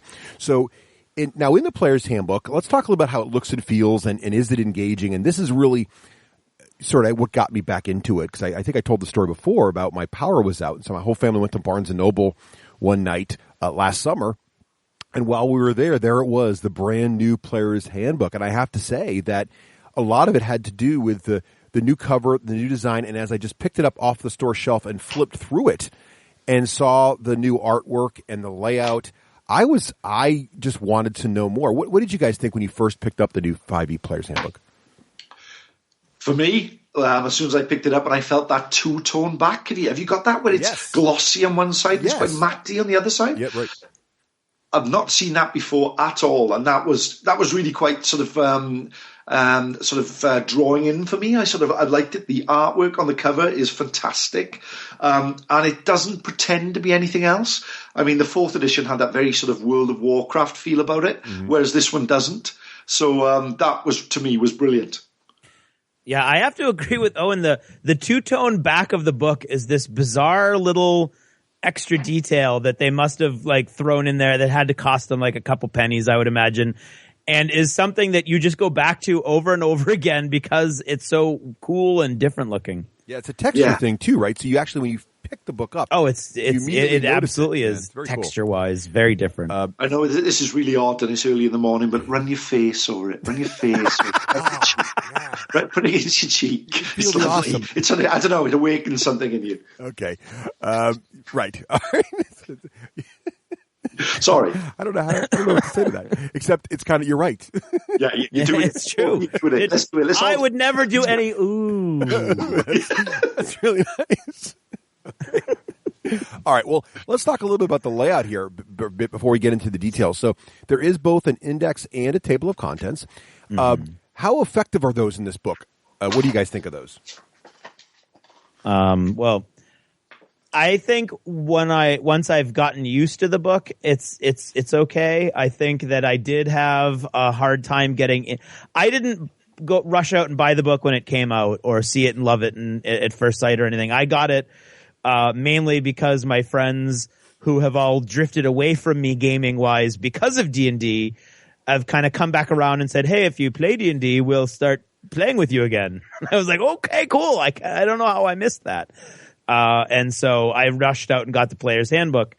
I mean, I can't remember having any problems with the index now that I'm looking at it. I remember being very frustrated in character creation, which we'll get into later. But I mean, when you look at the index, it's extremely well. First of all, there's this awesome page of inspirational reading, but then there's the index, and it's extremely detailed and tiny little print. And that if it's got a hit to it at all, it might only be that it's so detailed it might be a little hard to find something. Because if you're looking for charging, for instance, it's going to be in here 80 times. And you're going to have to flip through the book to find the one specific instance that you're looking for. But I'd rather have too much information in my index than too little when it comes down to that. Yeah, I'd agree with you, Craig. And what I find with it, the whole book, the whole layout of the book, and this isn't a criticism, it's just an observation, it's quite academic. I find it's very sort of it doesn't come across as a beginner's game. It's as you know, a role playing game can be anybody. It's a game of the imagination. It can be for any age, anything. But this isn't the easiest of reads. Full stop. I find if you're new to role playing and you came across this on a shelf in Barnes and Noble and you started to read it, I'm not sure it would drag you in, but as a role player with years and years of experience, it's manna from the gods, isn't it? And that's what I find about it is the index, the inspirational reading, everything about it is quite academic. It almost takes me back to those old, and it's not as bad by any means, the old sort of role master and Middle Earth role playings from the early 80s, which how I used to play them when I was about 12, I'll never know. But it really does bring that home to me. It's sort of a throwback to that old sort of system. I agree. I think it does. That's feel a good that way to put it. Yeah, and I think the index is effective. My only critique of it is that it has a lot of cross references in the index. So, for example, if you're looking like for the stunned effect, it tells you to go look up the effect, the category, and then you go find it. But that's not too bad.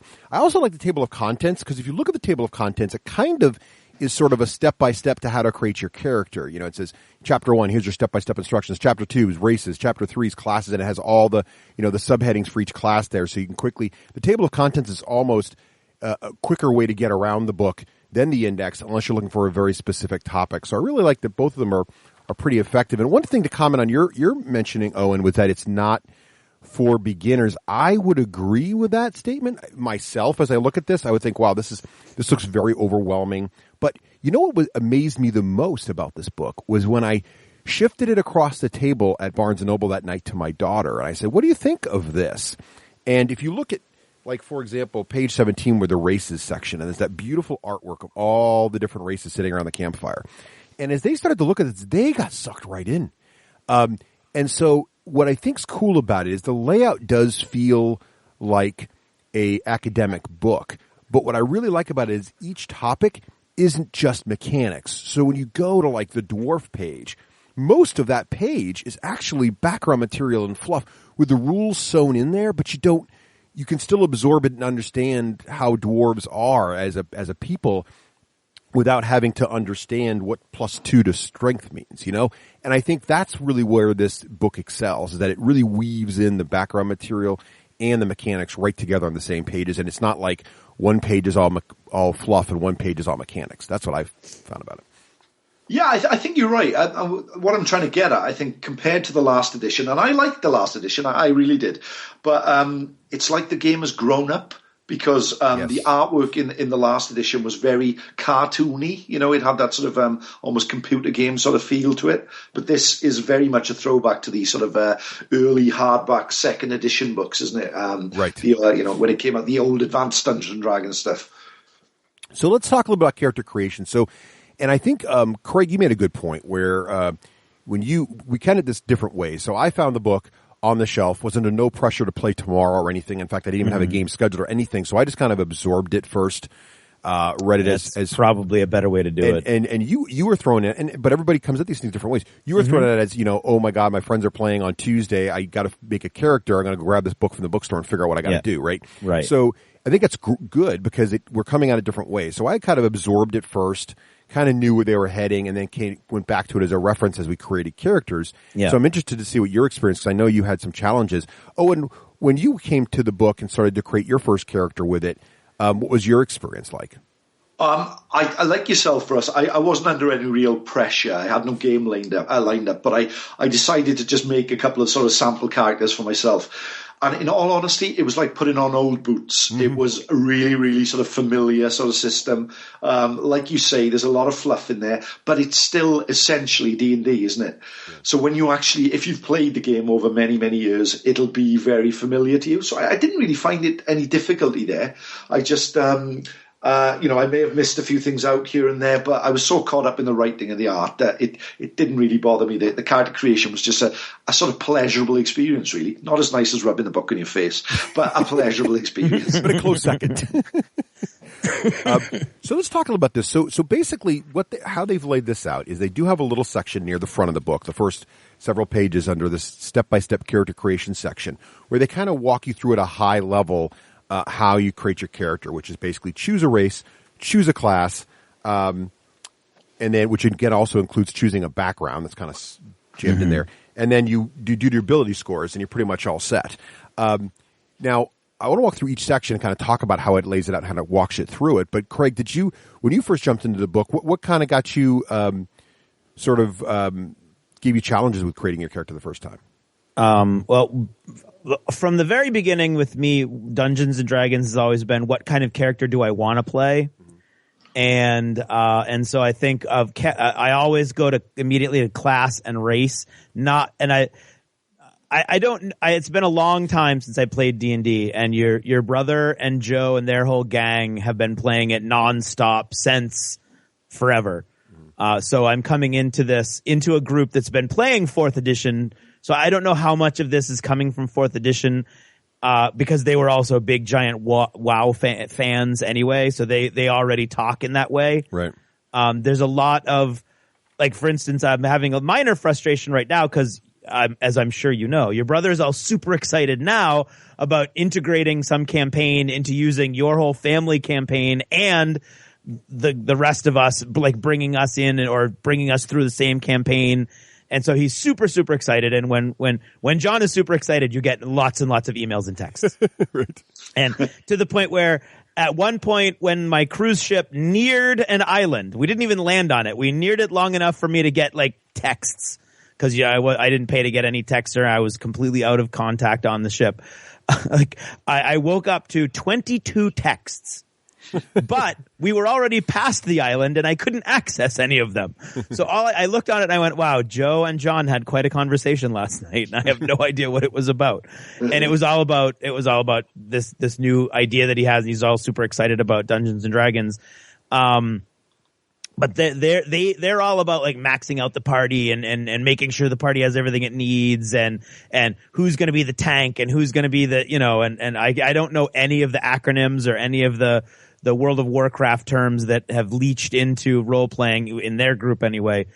I've never gone about it like that. I've gone about, hey, yeah, I really want to play a fighter. So I went into it going, I don't know yet how I'm going to feel about D&D. This was before I'd even cracked a book. So I was like, I think fighters are kind of basic. So I'll do that. And then the races, like I'm an old school, traditionalist kind of guy. So I was like, I don't know about these new races. And then I started looking at the Dragonborn. Mm-hmm. And I thought, well, that's pretty cool. Right. And so I thought a Dragonborn fighter would be pretty cool. And so that's not really necessarily the maxed out version, like there's a way. I mean, and every game has this, and this, to me, this is where the Matrix gamers come in really, rather than miniatures games, because to me, I'm like, why would you play that way? But like, there's obviously like some ideal mix-ups or matchups between races, and some races do some things better than others, as has always been the case. I've always been more like, where do I want to go with my character? Mm-hmm. And so I think that's a really good point, Russ, is that I came to this like, I want to open this book and make a character. Right. And I decided I wanted to be a Dragonborn fighter because that would be cool. And when we talk about the race sections where there's like 2 or 3 pages about each race, and it includes names, and it includes a little bit of history, and it includes a really nice piece of art for every race. It really does suck you in and it's kind of like, marketing almost. Yeah. Well, and you're like, I want to be one of those. No, I want to be one of those. Yeah. And that's how I came to it. I came to it really with, I already loved some of the, like Iron Kingdoms RPGs and others, and I kind of opened the book saying, make me want to play D&D again because I miss you, and it did that. And let's talk about this a little bit, because the book is clearly not designed for the min-maxer, right? And that could be part of it's not designed to say, here's the combos you want to get the most powerful character possible. There was a little bit of that in there. So, for example, in each of the classes, there is a quick creation option. So if you are in a situation like Craig and you have an emergency game you've got to play and you just don't feel like reading through pages and pages of really interesting background material, I would argue, for races and things, you can go right to the class you want to play. Like, let's say you want to play a fighter, and it's sort of, there's a little quick creation section that says, if you want to create a druid and do okay, here's what you should do, the things you should focus on. But that's not really, the book's clearly not designed for that. It's really designed to have a chapter on each of the major sort of 3 things you do to create a character. And so the first thing I recommend you need to do is pick your race first, which is an interesting choice to pick race over class first. But I like this approach because it's reinforcing almost like background in who you are as you build your character, kind of to Craig's point of how you build a character as a sort of background role-playing character more than a min-maxing person is, what do you want to be, right? What inspires you? And I think this section of the book is probably one of the most powerful sections. I really love each race. In some of the more recent editions of Dungeons & Dragons prior to 5e, the races had shorter sections, and you might even get 2 races a page. And here, each race has a full 2 to 3 page layout with sort of like 2-page facing art for a lot of the races here. Beautiful artwork.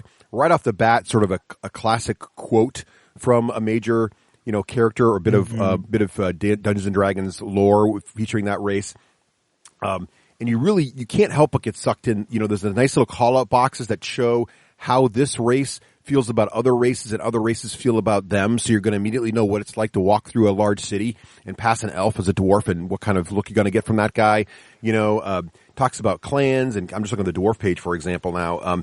Really great background material. And then right into, as Craig mentioned, that goes right into the names, gives you bunches of great name examples, maybe some clan examples of your dwarf names, and then the traits. And what's great about this, too, the traits really are the ability effects in the game, but the way they're worded, you don't really need to understand a lot of mechanics or have really gone off and read the Dungeons & Dragons, the DMG, or read how the game battle, system works to understand what some of this stuff means, So I really felt, and then even more than that, each race then also has, many of them have sub-races, allowing you to even further customize your character. So if I'm playing a dwarf, I must also choose now between, am I a hill dwarf or a mountain dwarf? And that's not just fluff. It also immediately affects, if I choose the hill dwarf, I'll have a bonus to my wisdom and a toughness ability. If I choose the mountain dwarf, I'll have a bonus to strength and better armor training.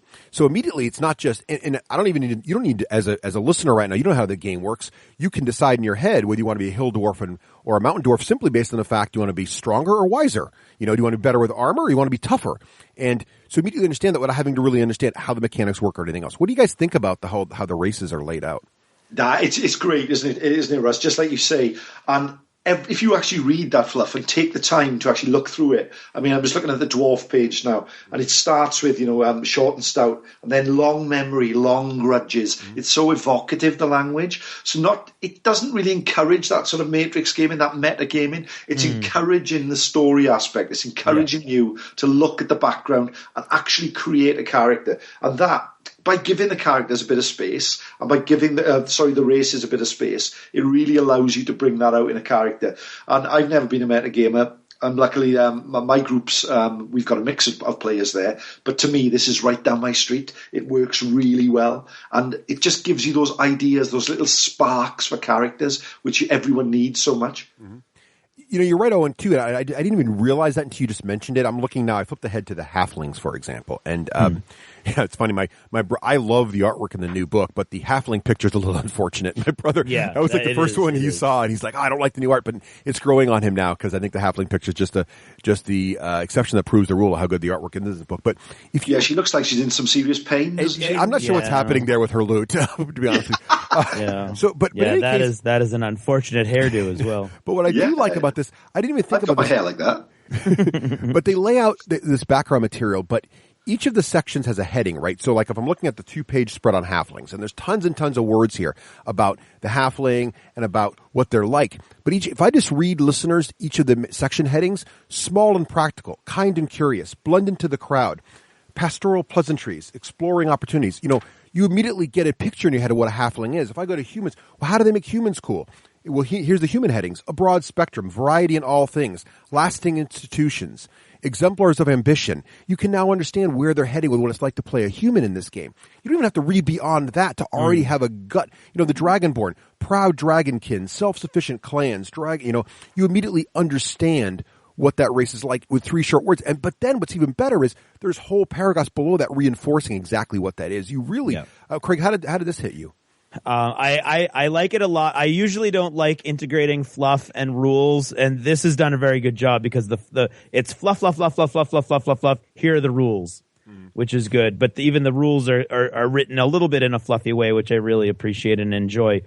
And I agree with Owen that this is really set up for people who are want to get into this and be like sort of like drawn in, and what you said, Russ, about make me love this game again, drawn into this world or worlds really, because the book doesn't specify one particular Dungeons and Dragons world or universe, as the case may be. But it's just enough information and enough fluff and enough artwork to really get you into what that character is about. And another thing that I thought was awesome was every race has this little green call-out box that that tells you what you think of other races. Yep. Which I thought was just very, very cool.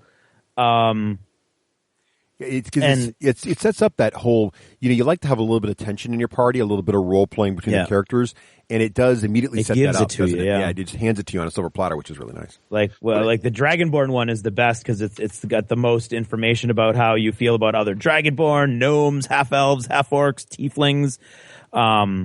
It breaks it down even further. And this is why, I mean, I like. My progression into it was, hey, want to play D&D? Oh yeah, cool. Whatever it takes to get you guys to play games again. And then went, ooh, D&D. And then I got to the book and was like, oh wow, the book is really cool. And then got frustrated again when and I think Owen hit the nail on the head when he said that the organization is very academic. It's not ease your way into the game. It's right. Much more like grind your way through each sort of section. Although once you get into the sections and do what Russ did, which was just sort of absorb it and enjoy it, there's a lot to enjoy in every section. So if you're not just looking at it as a resource trying to grind through to create a character, once you can sort of relax with the book, it really sort of comes into its glory, I think. There's also a lot of sort of rereading there where you can go back, having made a character and sort of explore other aspects you didn't realize the first time. So even if you're just, out and out going to make a character at the start, when you actually go back, there's a lot of rereading and there's a lot of, a depth to the book, which is really nice. Agreed. It's one of those books I remember lovingly going through my advanced Dungeons and Dragons copies. The original Player's Handbook with the little idol with the thief stealing the gem out of his eye. The old school. And I read through that book over and over again as a kid, and I remember discovering little nooks and crannies and little things over and over again. And this book has that same sort of feel as you go through it. There's little bits of artwork that you just find more and more details as you go along. Like I just realized that in the upper left-hand corner of the Barbarian page, for example, there's an icon of a double-bladed axe for the symbol of Barbarian. Little things you just keep finding the more you read the book, and it has that feeling. And I think I've said it before on the show that when my kids, when they first were introduced to the game, we started playing a little bit. My youngest daughter, who was 10, said, "Can I take the Player's Handbook to bed and read it?" And I just was swelling with pride and just realized they had really nailed it. When a 10-year-old really wants to read this and take it to bed with them, that's how I felt when I first started playing Dungeons & Dragons. I just kept looking through the books over and over again with my imagination sparking, and I think that happened with my kids. And so that was really sort of one of the points that I realized that they had nailed it. They had brought back what we as kids all got passionate about with Dungeons & Dragons. I think they got in here. So it's, as much as this is a sort of advanced book, kids these days like advanced stuff, and I think it's in there. I think this captures the new player as well as the old, if they know enough about RPGs to want to know more. I think you do have to. It's not a good. I don't think it would if you didn't have any understanding of role-playing games at all. I don't know that would draw you in, but if you had enough information to know what an RPG is and you want to know more, I think this will capture you. Well, I think the what we're talking about though with the organization being academic is that's if you're coming at it hardcore and you want to read it front to back and play the game when you come out the other side, that's where it might be a little crunchy. But if you're just going to start flipping through it, which is probably what a new player would do, right, and stop at pictures that you like, or stop at sections or titles or headings that intrigue you, that's, I think, the way that this book is really like going to bring in a new player. Right. So if there's a lot of books out there nowadays that specialize in, here's step A through Z, this is how you get a character, let's go. Right. And this is not that book. But I think that the way that it's set up, if you kind of like loosen your mind a little bit and go all soft around the edges, maybe press it against your face once or twice. Oh yeah. Then I think it's gonna shine. Like I said. Yeah. I think it's it's indicament of today's age, isn't it? We want everything now. We want it now. We want it now.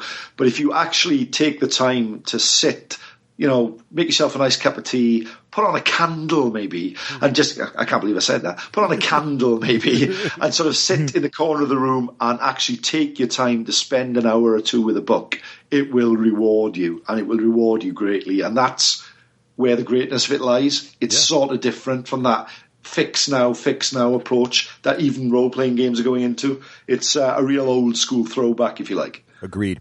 So that's a lot about races. And basically, when you're done picking your race, what you're going to have is you're going to have a very clear vision in your mind of what your person looks like, because there's these great pictures of different races. And there's one more thing we should say about races, though, is in some of the prior editions of Dungeons & Dragons, they really didn't have a lot of races in the starting Player's Handbook, and you were kind of implied you had to go buy more expansions to get more choices. Here, it doesn't feel like that at all. In the core book, you've got dwarves, elves, halflings, humans, dragonborns, gnomes, half-elves, half-orcs, and tieflings. But not only that, almost all the races have subclasses or subraces, right? So elves have high elves, wood elves, drow. Halflings have lightfoots and stouts. Dragonborns can choose their breath weapon type and their scale colors, which actually has game effects. There's forest gnomes, there's rock gnomes, there's hill and mountain dwarves, as we said. So there's a lot of stuff there, and I really felt like I didn't feel like there was a glaring omission in races from classic D&D. Did you guys feel that? Got all the classics and a couple of the new ones. Go ahead, Owen.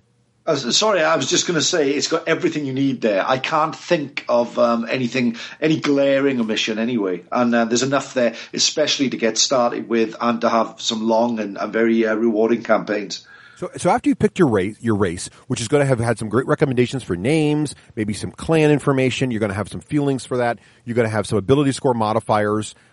We didn't talk about ability score generation, but that hasn't really changed. You can, you roll the 3d6. There's a bunch of different options in the front of the book where you can use the point system. You can roll a bunch and then pick your favorites. 4 dice, pick whatever. There's all the different options, but basically the core D&D abilities have not changed, and the race just affects that. But now it's time to pick your class. And again, here you are also spoiled for choice. A lot of basic classes. On the very first page of the classes chapter, it quickly lists all the class choices you have and the primary ability you care about for that class. So, for example, barbarians are based on strength, bards are based on charisma, that kind of thing. So you kind of know going into this where you want your ability scores to be. And then you go through it, and very similar to races, you've got these great, even more, you've got 3 to 6 page layouts for each class. And of course, the classes with spells go a little longer than the classes without. But even a class like Barbarian is 1, 2, 3, 4, 5 pages of both great pictures as well as great materials. And again, like the races, even if you didn't know what a barbarian was or kind of wanted to know what a barbarian was in Dungeons & Dragons, you can read just the headers of each section. Primal Instinct, Life of Danger, Extra Attack, Fast Movement, Feral Instinct, Brutal Critical, Relentless Rage. Just by reading those headings, you've already got an image in your head of what a barbarian is going to be like. And combine that with the race you've just chosen, and already you've got a cool feeling for, is that something I want to play? Do I really want to be that guy? Unarmored Defense. You can kind of say, okay, I'm not going to be wearing a lot of armor as a barbarian, but then that combined with the great imagery, I think you immediately have a good feeling for what is going to happen to my character, what kind of character am I building if I choose this class known as Barbarian. What do you guys think of how the class stuff is laid out? I really like this. This is one of my favorite things here, is they've made all the classes equally appealing. In the past, I would, I'd go towards fighter, towards barbarian, towards rogue or ranger. But there weren't many people I know who wanted to play a bard or play a monk or play a sorcerer. But you just go to the section on bards, for example, and you've got heading after heading after heading of all the different things they do, a bit of background, some story arcs, different things they're involved in. They've really thought about the classes and actually made them equally appealing. So you could revisit character after character, trying different classes and enjoying yourself each time. I think it's really, really good. Agreed. And to your point, my 12-year-old's first character she chose was a bard, which is something that was, an advanced class in early Dungeons and Dragons, and still a class that is, you kind of think to yourself, who wants to play a bard in a world where there's fighters, paladins, rangers, clerics, spellcasters? But the bard, you're right, there's enough information there to really sort of get in your head what a bard does. The Song of Rest, the bard colleges. And again, and so the other thing that's cool too is, just like the races, there's not tons of material here, but there's enough to show you how the bard becomes more refined as he goes on. There's the College of Lore. There's different colleges you can learn in. And all the classes, have this where as they go up in level, they become more and more specialized. My youngest daughter, my 10-year-old, decided to do a druid. And, the druid, again, is another class where you can, again, read those headings and can immediately think power of nature, preserve the balance. Spell casting is obviously part of the druid's thing. But then you get into these at second level and higher, you start to pick things like which druidic circle are you going to be in, which gives you even more focuses and give you more abilities. Are you going to be a druid who's a circle of the land or the circle of the moon? And one of them lets them shapeshift better, and the other one makes them stronger spellcaster. And my 10-year-old decided to go the shapeshifter. She liked the idea of really being close to nature. And so you really, when you think about the fact that us veteran gamers are looking at this and going, oh, cool, look at all the mechanics, and yet 10-year-olds are reading this and going, I understand what makes a druid awesome. That's just really tough. Those are two different audiences that they've really nailed, I think. Craig, what do you think about the classes? I love it. I'm going to go back again to the marketing paradigm, where like Owen said, you go through it and you really want to, the classes all start to stick out at you. They've all got really cool uses. They're all going to be useful in most phases of the game. There's not going to be like, oh, we're fighting, I'm going to, cast my cave wall illusion over myself and step back while the rest of you fight. There's a role for everybody to play, which I think is really cool, considering again how many classes there are. And they're all like, it used to be, you had fighter, cleric, magic user, thief, and everything else was sort of like a barbarian was a fighter basically, or whatever. And everybody shines. Everybody's got cool artwork. Everybody's got cool special rules. So now, even more than the races, this is where, whether you're a rules guy or a background guy, the classes are really going to start sort of drawing you in even further. What this does as well is it gives so much ammunition to the DM, because by just mentioning colleges of law, the Bards of College of Valor, there's so many story arcs a DM can bring in for the characters. As you said about the druids there, with the different types of druids, it's giving possibilities and just little hooks that any sort of good DM is going to pick up on and really enrich the character. Agreed. One of the things, too, I find really cool about how they did this was how the abilities work. All the classes, I think, as Craig, you mentioned, have cool abilities. So, like, there's a ranger in my party. My niece is playing, and she's 10 also. She's playing a ranger, and the rangers have cool things. Like, they fire their arrow. Their spells are kind of like they fire an arrow. After they hit, they can decide if they want to explode it into a barb of thorns. And the thorns, it's like almost like an exploding arrow kind of thing. So it's really gives them cool options. They can decide if they're going to use that now or not and save it for later. But also, like one of the critiques always has been in some of the earlier versions of Dungeons and Dragons, and they tried to fix this in version 4 with all the different kinds of moves you could do. But fighters can be sort of, for an advanced player, sort of a dull class, right? Because, you know, the spellcasters here are sitting there looking at a list of 30 spells, trying to decide what he or she's going to cast, or the bard's got all the songs they're going to sing. But the fighter just says, I swing my sword. I swing my sword. I swing my sword. You know? And so, but what they've done now with the fighter is they've really blown it out. So first of all, there's different kinds of fighters. So you can choose from your bard, your range, I shouldn't say fighters. There's different kinds of fighting classes, right? There's there's barbarians, there's rangers, there's paladins, of course. But then you've also got the fighter class itself. And this class has got so much cool martial options that it really draws you into, like, oh, I see. The barbarian's the guy with this no is armor. what decided me. But, like, Craig, did you choose a fighter? I did. I did a fighter. So what drew you into the fighter class? What did you like about it? Again, like you just said, okay, I use my sword. Or the one time I played 4th edition, which was like, I press my feet button, and whatever. In this, it's coming at it from a sort of a fluffy sort of story background rather than looking at the rules. And you can look at the rules. And again, I've had some intriguing, sort of frustrating conversations this week where, like, Joe will call me and say, so have you rethought your character? Because we were thinking, and it's like, blah, blah, blah, blah, blah, blah, here's you could maximize. And I'm like, no, I want to be this guy.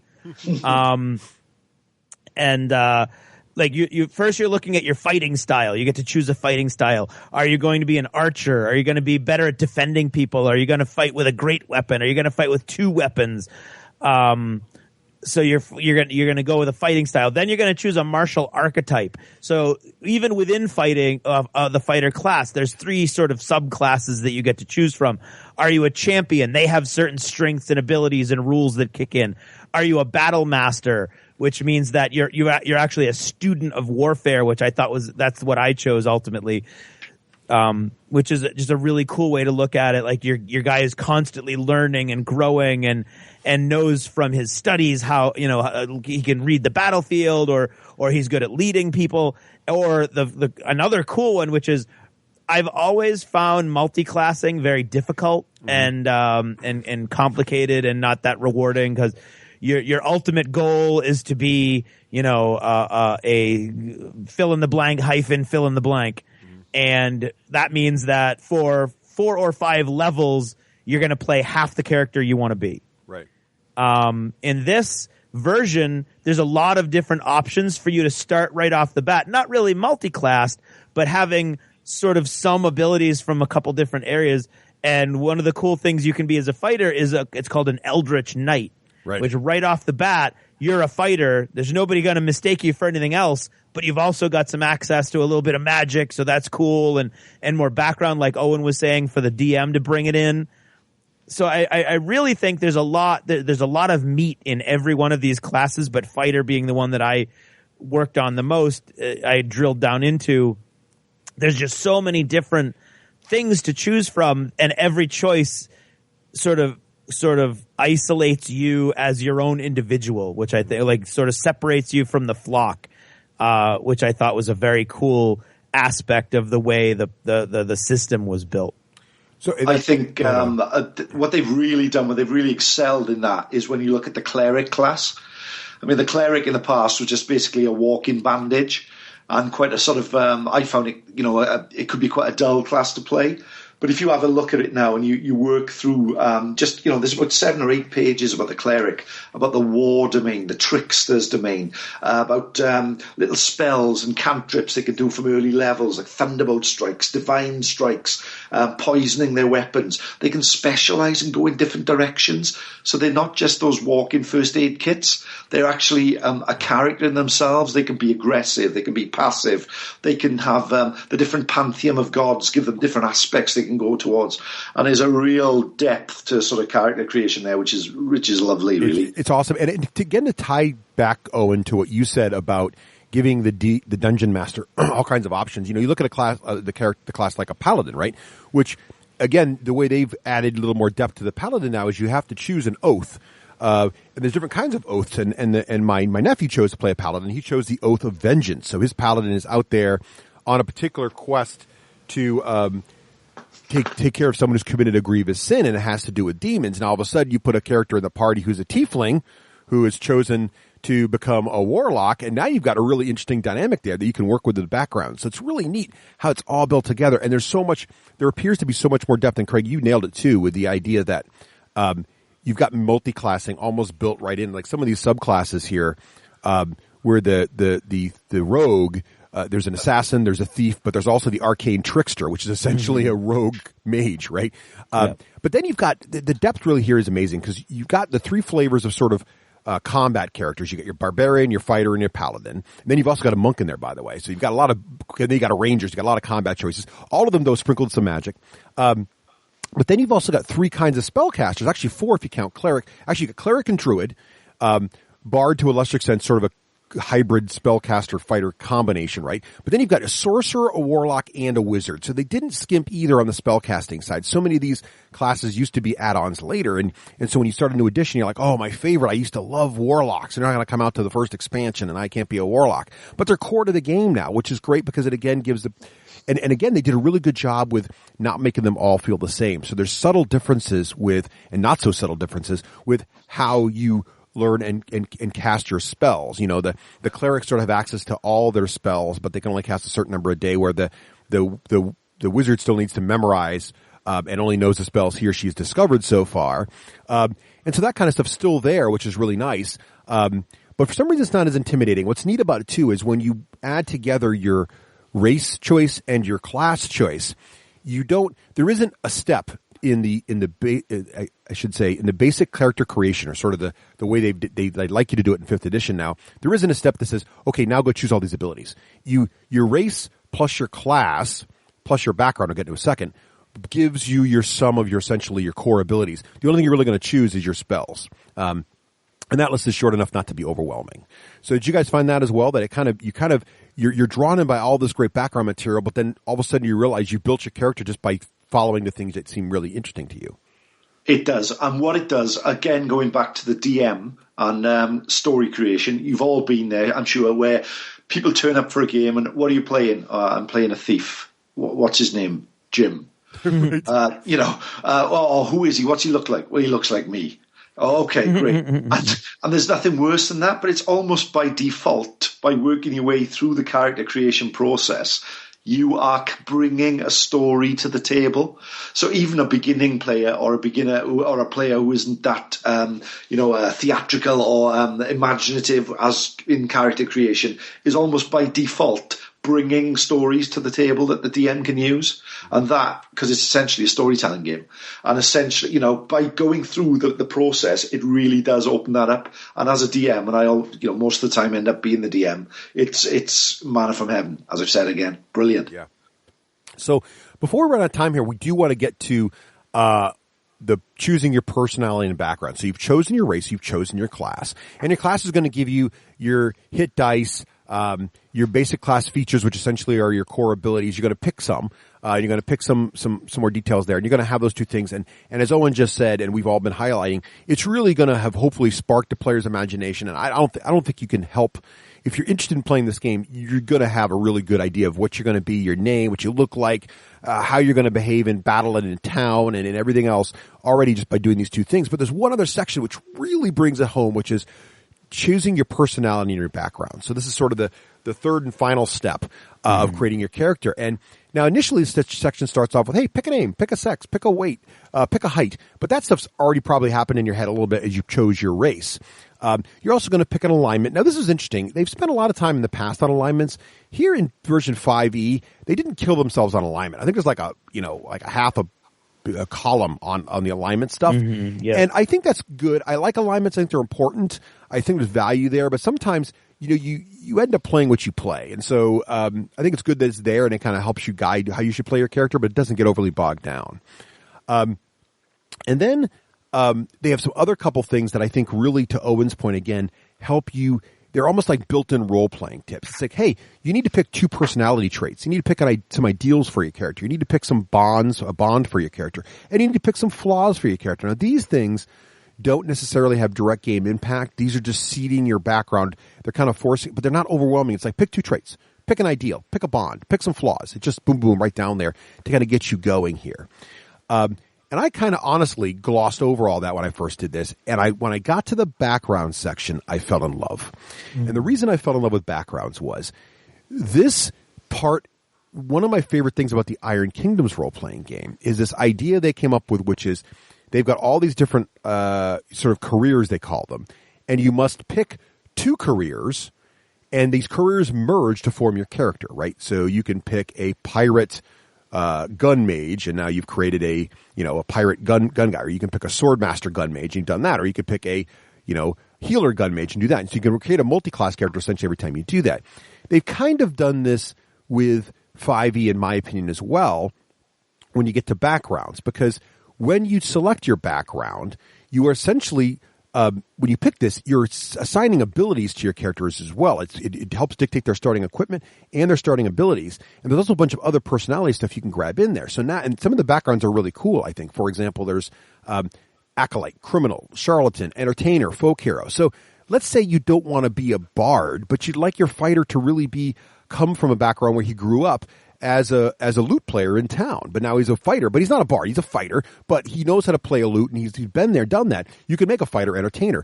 Let's say you wanted to make a pirate bard. Let's say I've had a class in D&D, I think 3rd edition, where I created a bard and he sang sea shanties. Well, you can totally do that here because the sailor background has a sub background of pirate. So I can make a pirate bard. And by the way, that's not just fluff. If you go to the sailor section, there are abilities you're going to have in your game that you get. So remember, I said there's not really a moment where you go through this giant list of abilities and say, I'm going to know horseback riding. I'm going to know how to sail a ship. I'm going to know. No, the background you choose, plus the race you choose, plus the class you choose, builds that list of abilities. So this is a great sort of inspirational, I think, to kind of build that combined character. What did you guys think of how the backgrounds work? I really like them, Russ. I think they're good as an optional tool. I mean, if you have an idea for a character and you're the sort of person who's going to invest a lot of time in bringing that character to life, then go for it. But if you are struggling and you need a little bit of inspiration or just that quick character creation, then this is just brilliant. And I was just looking through it now as you were speaking, and some of the stuff in here is really, really well thought out.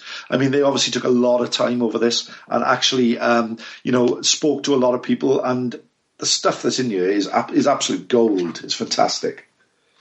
Yeah, Craig, what did you think of the background section? I love it. I didn't think of it as optional, but you totally can, because you can do and it actually says you can do the things that these backgrounds are doing for you. You can kind of do them on your own if you want.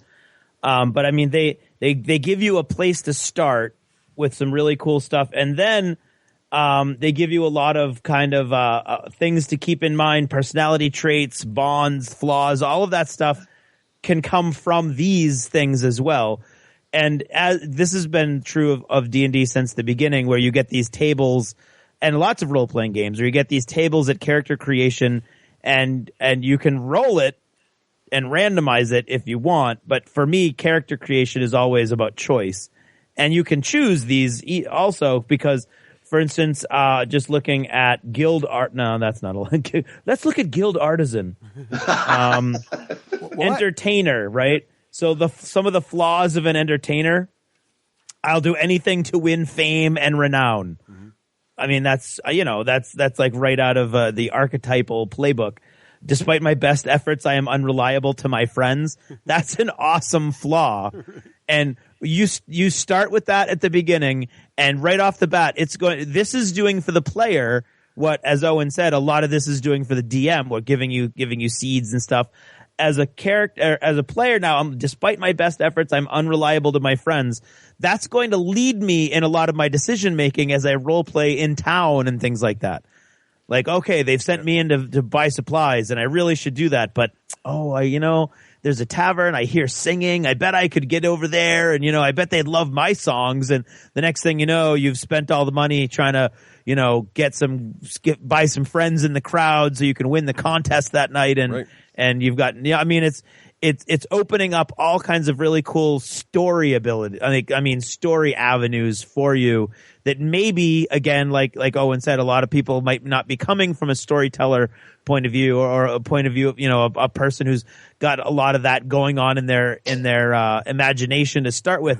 This book is going to start guiding you in these directions, or giving those of you who already have wild imaginations really cool ideas that maybe you hadn't thought of before. Yeah, go ahead. It's and it doesn't always go with the stereotype. Mm-hmm. You could end up with a sort of a mage character who was essentially violent and aggressive and those type of things. You just look at the noble one here. Personality trait number 7. My favor once lost is lost forever. And there's so much you can do with that. Oh, you're right. And his flaws, then, I have an insatiable desire for carnal pleasures. This is me. Oh, God, I wrote that, yeah. Sorry, let me just rub my face on the book again. Oh. Well, that's the thing. And I didn't look at this as optional either, although it certainly could be, because what I liked about this was my daughter's reading through this, she didn't look at it as optional either. So she got to this, right? And she's created her tiefling bard. And she gets here and she decides she sees the urchin class, which is, grew up on the streets alone and orphaned. And so she chose this, and now she's got a bard, and there's skill proficiencies you get for being an urchin. So she has sleight of hand and stealth. So think about this. She's got a tiefling bard now who also can, do a little stealing. They start with the thieves' tools and a disguise kit. She can disguise herself, and she used this a lot. So they were sneaking into an enemy camp. She's like, I'm going to break up my disguise kit, and I'm going to get the party all hidden. And it became, there were some moments in the game where her choice of urchin actually kind of helped out a situation that really would have been a problem without this stuff. But then what's also great is, as you guys have said, like the person I mentioned earlier, you're supposed to choose personality traits, ideals, bonds, and flaws. The list to choose from is based on the background you've chosen. So, for example, a personality trait for urchin, I love this one, is I hide scraps of food and trinkets in my pockets. Just imagine like walking through town with the urchin, and she's stuffing her pockets for things from various carts, and the paladin looking at her with an eye going, "Did you just pay for that apple?" Kind of thing. So like little things like that, you could totally see the characters come to life here with these options, and you can either roll for them, as Owen said, or you can pick them. And I just think this combined, you could make a paladin who was an urchin, and all of a sudden a paladin can also pick locks. That's the kind of crazy stuff you can do that's actually cool fluff background, but also has in-game mechanics built in and married together, which is one of the things I just think they really nailed with this. And some of the ones here, I've underused this, Russ and Craig, and I'm going to have to go back and take another look at this. You look at urchins, some of them are really simple. Right. I don't like to bathe. But there's so much, it's a great little character trait, and there's so much story you can bring into that, which is fantastic. So that's really, and again, I think you combined this, there's like there's 1, 2, 3, 4, 5, 6, 7, 8, 9, 10, 11, 12, 13 backgrounds to choose from. That you combine that with the however many classes there were, 10 classes, and the 10 or so races, and we're not counting the subclasses and sub races. And the classes, all the classes have archetypes, each one that changes them. It's crazy. There is a huge combination, and then you can just think about now how they've set themselves up for, an expansion book which introduces more backgrounds, more classes, and more races, and you really see the rich foundation they built for Dungeons & Dragons 5e, and you'd be hard-pressed to not be able to recreate a character you've ever had in the past, even with what's in the core player's handbook. But I think even more impressive is even veterans like us, our imaginations fire up, and we think of all kinds of new combinations. I would never have thought about having a paladin who could pick locks before. That's really kind of a neat idea. What would that be like to play that character? So there's just so many options here, I think, and it's really, really pretty amazing. I think as well, D&D in the past has always, at the end of it, and I feel sympathy for the creators in that obviously they've got to make money, they've got to create products, but the game tends to run away with itself, having had too many expansions.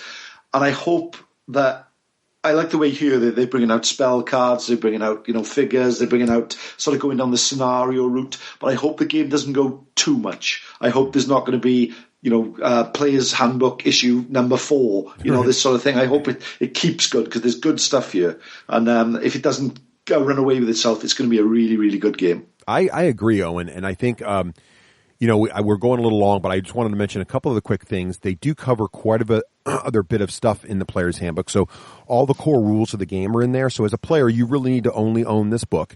I think and what do we think of the price? I think it's like $45. Is that right? Yeah. Do you guys think it's a good value? We didn't really cover that, but I think $49.95. Oh, so $50. Do you think this? It's hardcover. It's full color. I think there's some fantastic art. We've already talked about the layout and the index. Is this book worth $50? I mean, I would say it's on the outside edge of what to expect to pay now for a good role-playing book. $50 seems to be sort of the going price nowadays for a nice glossy hardcover. This doesn't seem as thick as some other $50 books out there. And the artwork in some places, as you've pointed out, is a little less polished than I think some other role-playing books are.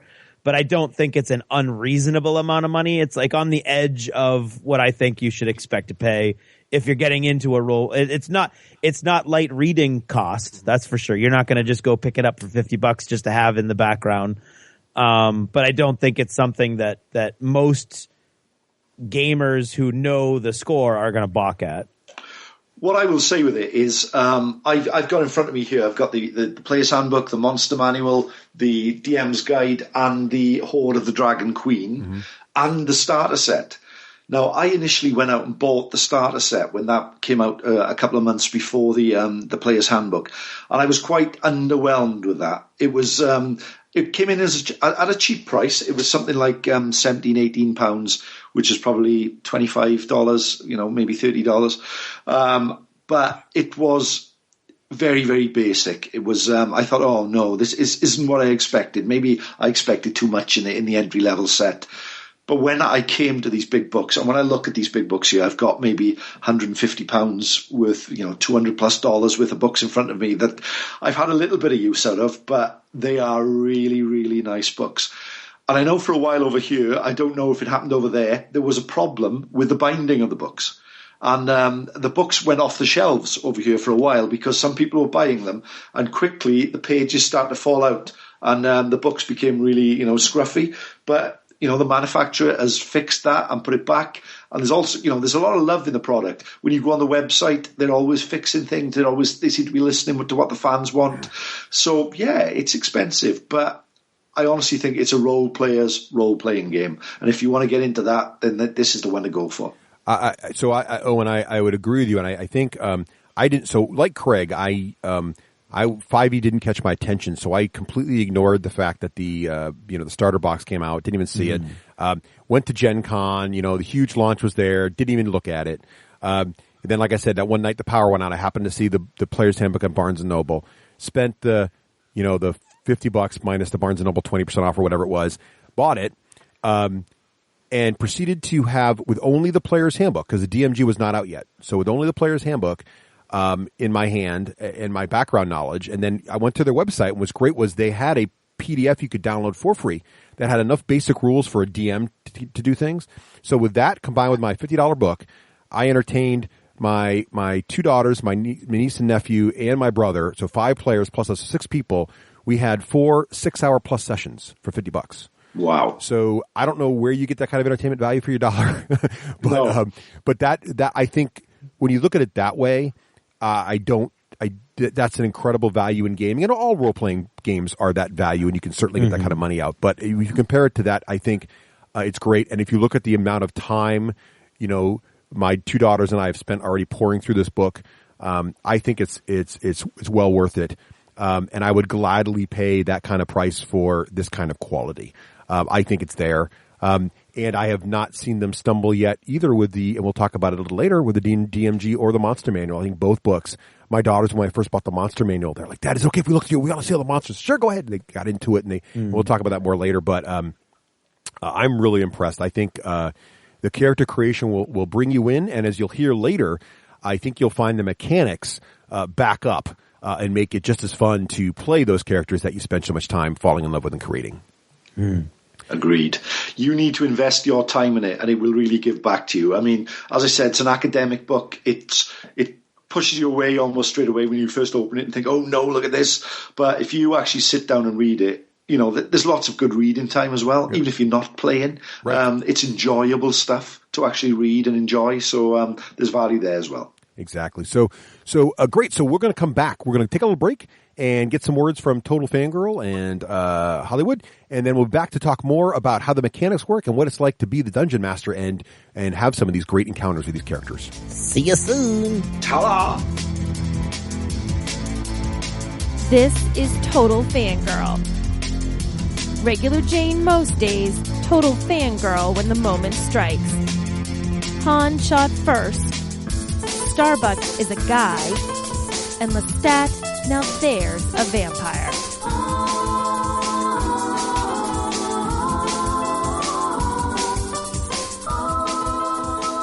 Hey everyone, this is Nicole, your Total Fangirl. You can follow me on Twitter at Nicole Wakelin and check out my blog, TotalFangirl.com. This week's shout out is to all of our wonderful supporters over at Patreon. Head to patreon.com/the D6 Generation and you too can support the show. So we went to see a movie this weekend as a family, which is kind of fun. And we went to see a movie that is either, I don't know, it depends on what kind of nerdery you're into. We went to see Cinderella. And as a huge, huge Disney fan, we vacation there a lot. And once upon a time, I was a cast member at the Disney store. I absolutely love Disney. And when they said they were making this into a live action movie, I was a little bit nervous, only because that's the kind of thing that you have such very specific memories about what that movie meant to you when you saw it when you were a little kid, or when you watched it with your kids when you were an adult and, you show your kids those classic Disney movies. So everyone has really definite, hard and fast expectations about what a Cinderella movie is going to be about. So to try to take that animated, cute film that has singing and dancing mice and turn it into a movie that features real, honest-to-goodness people is really quite a challenge. And I was nervous for them that they would do it in a way that most people liked. I was also nervous because people like to pick on Cinderella because, she's a princess, she's a girl being saved by a prince. True love conquers all, and a woman doesn't need any prince to be saved. And I get that, you shouldn't teach your kids all you need is a man to make your life perfect. But you know what? True love is kind of cool, and there's nothing really wrong with finding your true love and feeling that true love makes your life complete. True love's a cool thing. So hear that, Russ Wakelin. So I have no problem with the girl finding her Prince Charming and living happily ever after with him. And I was reading a lot about it online after I'd seen it, and most people seem to really like the movie, but there are those, people, like I said, that are mad because what a horrible example to all of female kind that it's a woman being saved by a man. But I was talking to Russ about it and seeing how I don't really see it that way, and we were sort of agreeing, and I thought it was kind of fun that well, really, the prince doesn't do anything other than, find this girl at a ball and start dancing with her and decide that she's cute and he loves her. But in this movie, there's a little bit more to it. I'm not going to talk about it because I don't want to spoil anything for anyone who hasn't seen it. But the prince is a little bit more of a character. He's actually got a personality in this. He actually has a real role in this.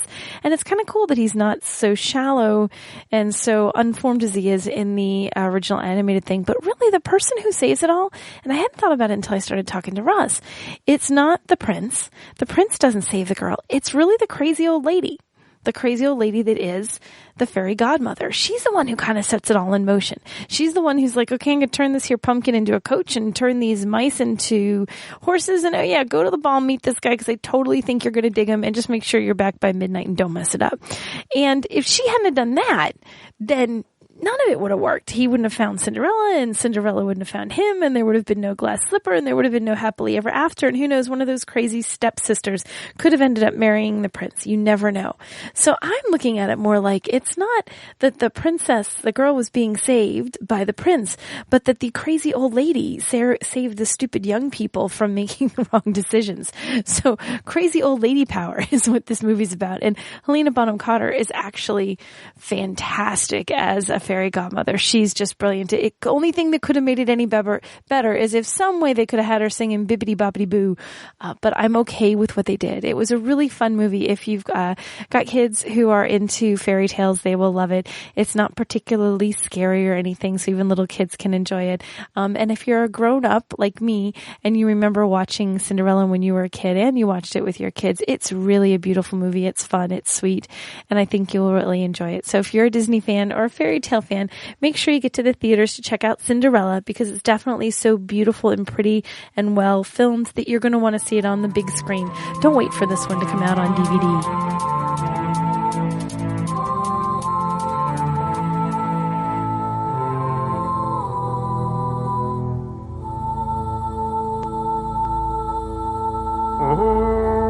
Hey, that sound means it's time for Vic the Viking and our friends at the War Store. Bringing the door to your war. Bringing the war to your door for way more than a decade. They got to do that. I want them to make a door hauling miniature now that's like got a cannon with him. Bringing the door to your war. That's right. That would be awesome. All right. But anyway, the War Store is awesome, as you've heard us say on innumerable occasions. Yes. And is true right down to the very moment, this very moment, while I'm waiting for not only more Planetfall models to land on my doorstep, yes, but some cool terrain and some really cool basing material, tufts. I've never used tufts before. I'm going to use some tufts. Tufts. Yeah, tufts. And that's the thing about the War Store. It doesn't matter what it is. If it's related to miniature gaming, they've got it there someplace, whether it's the board gaming and role-playing and cards. They've got it all. And the best service on the net. Really, and the best prices on the net. Those are two things that don't normally go together well, but here at the War Store, we're here to tell you they do a great job at both. And whether it's the new hotness from our friends at Infinity or Spartan Games, or whether historicals, it's classic stuff, right, or hard to find information, or whatever, painting supplies, or as Craig mentioned, basing materials, you name it, they've got it over there at the War Store. Yeah. And check them all out, not only at thewarstore.com, but you can follow them on Twitter, also at the War Store as well. Get all the latest news in the gaming industry. Right. I follow them because they always tell you when the new stuff's coming out. Yeehaw.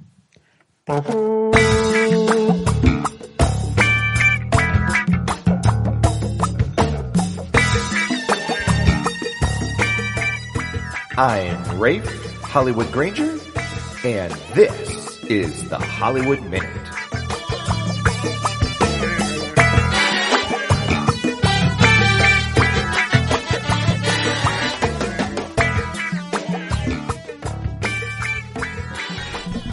All right, welcome to another edition of the Hollywood Minute. Today's snack of choice was a Greek yogurt with coconut sprinkled with grape nuts and a few M&Ms just for fun.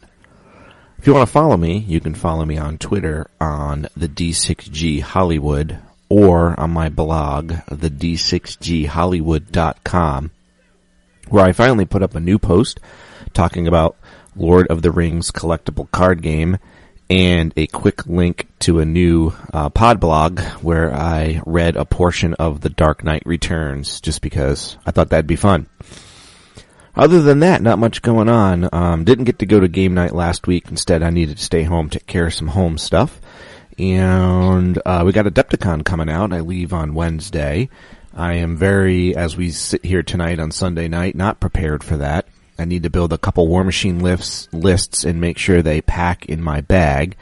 And I need to still build a Flames of War list that I'm playing with my buddy over there at the Nerd Herders podcast, Matt Alex. We're playing in a team tournament on Sunday. Other than that, let's see, reading the book Raise the Bar by John Taffer, and catching up on some of my Batman readings. I went into Double Midnight and looked for some more Batman to read that I might have missed, and sure enough, I had missed a great series called The Long Halloween. Just finished that compilation. That was a lot of fun. Still reading my Amazing Spider-Mans. Also reading Batgirl because they're doing some good stuff with female characters in there, meaning that they're just normal. Reading Chew. I read the Chew Revival crossover. That's really cool. Check that out if you like Chew. Let's see what else. I saw the movie The Kingsman. That was really, really good. I highly recommend that movie. And recently just went and saw Chappie, which I also liked. Different take on artificial intelligence. It seems like we geeks have seen it all, and it's a lot of similarities, but they kind of show the story from a different angle, which I appreciated. Still having fun with the crew and D&D 5th. Let's see, the crew is Rich Sinatra, Dave Farr, Andy Howard, Stino, and Greg Ivany, and me, and Ian. And we're doing, the party just seems to be gelling. We're doing the Horde of the Dragon Queen by Wizards. Anybody who's thought about getting into D&D and hasn't, I highly recommend you jump in. The Horde of the Dragon Queen, by the way, is the best compilation of modules I've ever done. I literally cannot believe the GMs are just brilliant mind-reading masters because they covered every angle. If you've got multiple players, they cover it. If they've got, they tell you what to add as far as monsters go. A couple times I kept thinking it was too easy, but then they'd still continue on and the challenges became just the right strength. That reminds me, Doc and my Ohio friends want to play D&D when we're out there, so I gotta remember to bring that. And, man, I can't think of really much else. It's been a quiet week, been doing a lot of work, which is not bad, been enjoying it, but that's been keeping my hobby time very thinned down. Plus, I've had a lot of family duties recently, so I haven't had a lot of free time to think, let alone sit down and do much hobby stuff. So, I might as well just end it there. Not every Hollywood Minute has to go on for 10 to 15 minutes, right? So, looking forward to, I'll be on the show, next airing or the airing after that. I'm not sure on what's in Russ's queue there. But, basically after Adepticon, I'll be on the show with the boys, and we'll tell you what Adepticon was all about. So, until later, happy gaming. And again, if you want to follow me on Twitter, it's the D6G Hollywood on Twitter, or my blog, theg6hollywood.com, and that is where you'll find my pod blog reading The Dark Knight Returns, just the first section. I think first book. Might even only be halfway through the first book. I'm not sure. Let me know if you like it, and if you do, I'll keep reading other sections. I might even just do it anyway, because I had a blast doing it. So, yeah, okay. Till next time, happy gaming.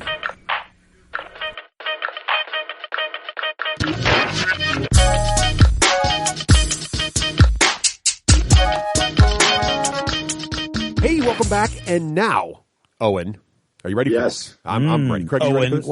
Wait. Why just Owen? He's the guest.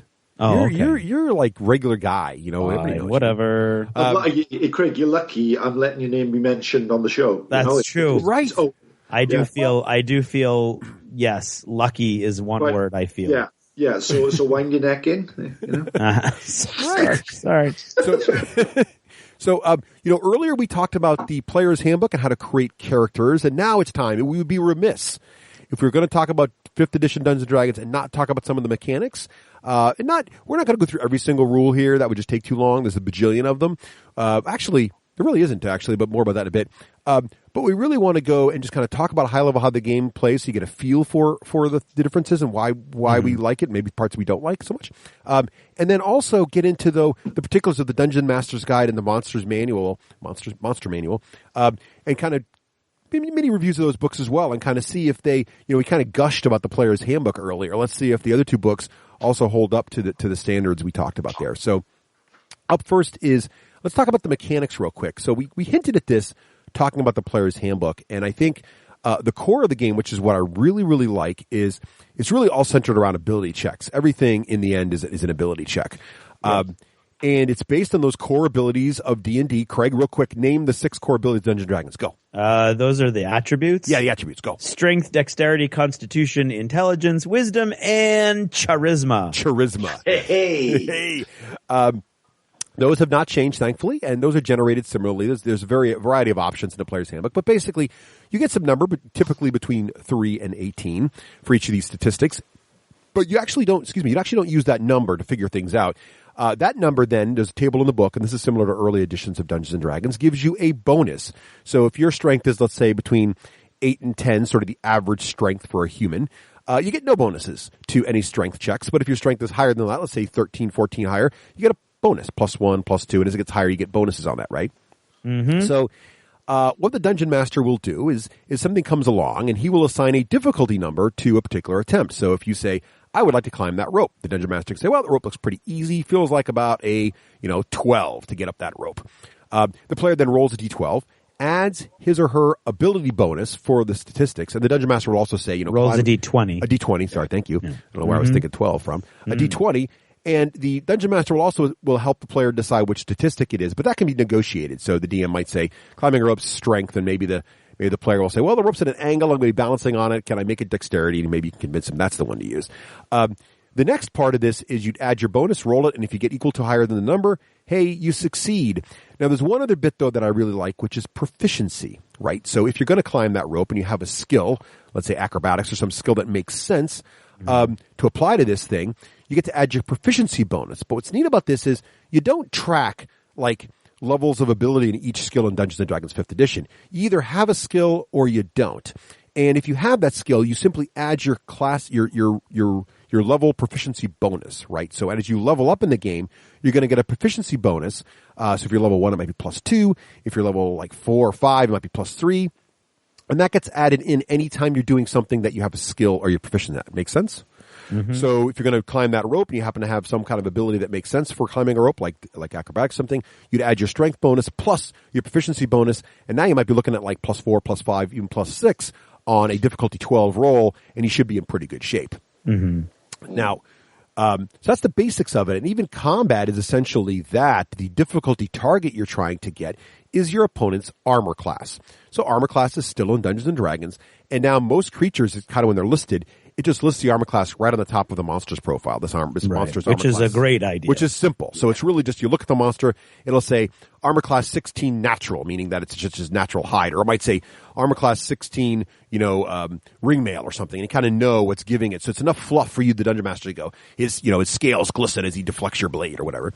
And then the player just tries to meet that number, and again, he's going to be rolling his ability score, which for ranged weapons is dexterity, and for melee weapons is strength, and then adding in their proficiency bonus if they are proficient in the particular weapon they're attacking with. Mm-hmm. So pretty straightforward so far. That's pretty much the basics. Now, there are a few things in the game that do add additional modifiers, but we don't use those a lot. There's a couple of them, but we usually lean on the what we call advantage mechanic, which I love, and I don't know if we touched on this much in the earlier part of the show. Oh, and do you know how? Did you know how the advantage? Can you describe the advantage mechanic? I can't. I have used it, but as I said, I've played it only a couple of times. You go for it, Russ. I'll jump in. I will defer then to Craig. Craig can be Owen's backup. Owen, you may phone a friend. Craig. Yes. What is the advantage? How does the advantage system work? Advantage is a really cool, very simple mechanic where if there's anything in the situation that is helping the character, for instance, surprise. He's surprised an enemy and he's attacking him, or if he's very familiar with a person he's trying to cajole into doing something. And anything, it can be used in any skill check, whether it's combat or outside of combat. And basically, you're just using 2d20 and you're taking the highest. Mm-hmm. That's the one. Right. That's the one. I was just testing you, Craig. I was just testing. Good. Well played, Owen. So I just want to see, he done so well there with the statistics, the strength, the dexterity. I just want to throw a little curveball. Yes, it's like a big test today. And he's passed with flying colours. Absolutely. Well done, you. Well done, you. Well done, you. What's great about this, too, I love this, because in older editions of Dungeons & Dragons and other RPGs as well, there's usually modifiers for a variety of situations. And all of a sudden you start to get in discussions. Well, it's foggy out. Does that mean I have reduced visibility? Does that mean we should increase the range for the modifier? And sometimes you get into debates. But all of a sudden it's just you're trying to shoot an opponent and he's in the fog and you can't see him, you can also do the converse of advantage, which is disadvantage. Disadvantage just means you roll 2d20s and pick the lowest. Yeah. And it's great for non-combat situations as well. So in the campaign I'm running with my girls, they were trying to track an enemy in a city where my oldest daughter had grown up all her life. And she said, I'm going to try to track where they went. I have some tracking ability. I said, well, because you know this city so well, you know every nook and cranny, I'm going to give you an advantage on trying to find them. And it's just, players immediately agree to it. It's like if your players ever start to sort of feel like, you're playing and you're doing something like, I really feel like I should have a bonus here. I really feel like it's just a quick way to do it. You have to look anything up and everybody immediately agrees and just goes, that feels right. And again, you get in really complicated situations where, you're trying to shoot uphill against a weird moving target. All this, just make an advantage or make a disadvantage, and it solves the whole problem instantly. I really like it. And it really does give you a strong advantage too. So it's a nice, you feel good about 2 dice. And if you really feel like you roll 2 1s, then it just wasn't in the cards, So, I really like that. What do you guys think about the advantage system? I really like it. It's great. I mean, it's a simple system, isn't it, Russ? It doesn't get in the way of the story, and you're not forever going to be looking through different charts and different tables and different skills, etc. And even if the game expands, which I expect it to do, to include loads of different character classes, this breaks it down to a basic advantage or disadvantage very quickly, stops arguments, just does it, goes through it really simply. Lovely. Craig, what do you think? What he said, without the cool accent. Nice. So yeah, I really love that. It's one of my favorite rules additions or changes, if you will. Now, one other bit about this is that there is some flanking bonuses and other things like that, but it's greatly reduced in combat. So you do not feel compelled in 5th edition to break out the miniature wargaming mat.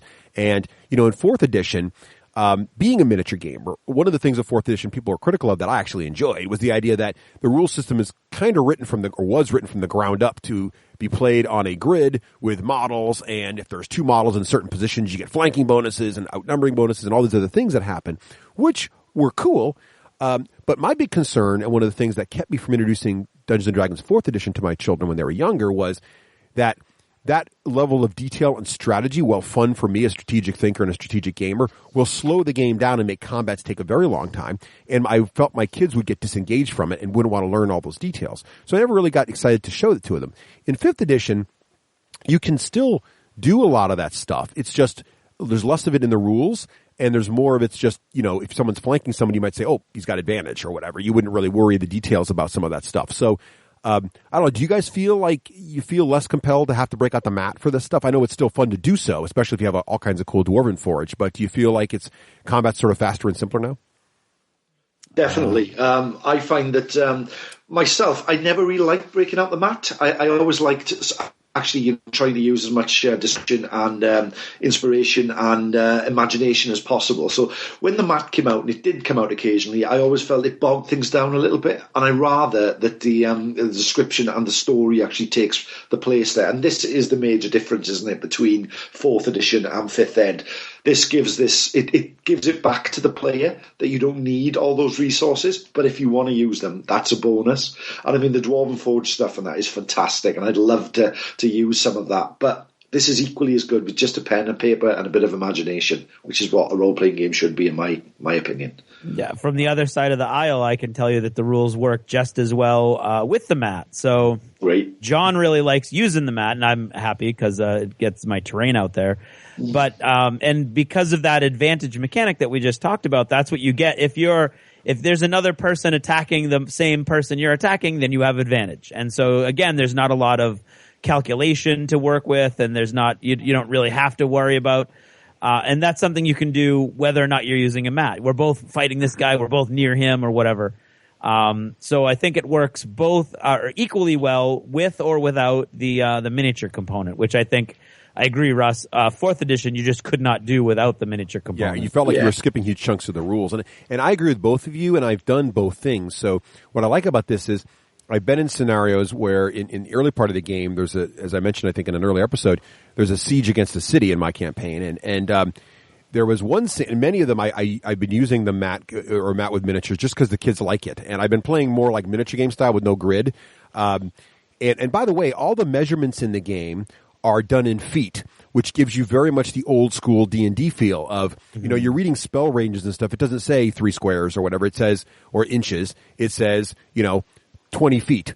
And you divide by 5 to get your squares or your inches out if you're using miniatures. So it's a very simple translation. But again, it gives you that feeling when you're reading the rules. You're not reading game mechanics. You're reading almost like a real spell book where a fireball is literally explodes in a 20-foot radius instead of, 20 inches. That doesn't make any sense, right? So it brings the rules and the fluff together, and it's a quick, easy division mechanic to figure your inches out. But I've done it both with the tabletop miniatures, but then a couple times we had very sort of large-scale battles where the characters were moving around a building and chasing some patrols, and it was a very sort of a bigger scene with like quick skirmish and moving on. And I felt it was easier to go to almost the old-school whiteboard and kind of draw sort of a high-level sort of top-down view of some of the buildings and where they were, and they'd whip around the corner, they'd shoot a guy back, and I was able to sort of scale back really easily with these mechanics and then dial back down. And then though Craig in my last session, Craig was kind enough to lend me his old descent boats that he built, and we had a sea battle right on the descent boats, which have a grid on them, and we had it, we were measuring it out, and we were figuring out how far away the two boats were, and they were engaging each other and firing cannons, and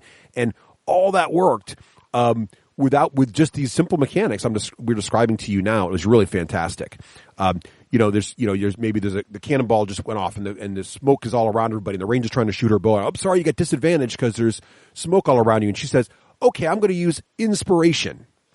What is inspiration? Do you guys know? No. Well, inspiration is quite an inspired rule, isn't it, when you look at it? See what I did there?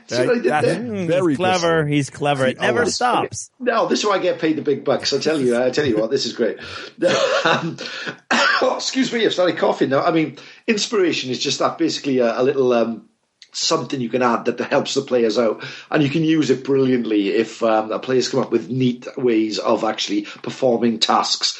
But the fact is, you don't have to just give it to the one player. You can share it amongst the group as well. So it sort of encourages role playing. Really works well. Yeah, exactly right. So inspiration is this little bonus you can give to your players, and the official rule in the book is that each player can only ever have one inspiration point at a time. And so when a player does something particularly cool or creative or role-playing or whatever you as the dungeon master might decide, you can say, oh, that was a really brilliant idea. Take a point of inspiration. And they just note that on their sheet. They have an inspiration point. Then at any time later, they're about to make an ability check or attack, or let's say our ranger trying to shoot through a cloud of smoke and see someone.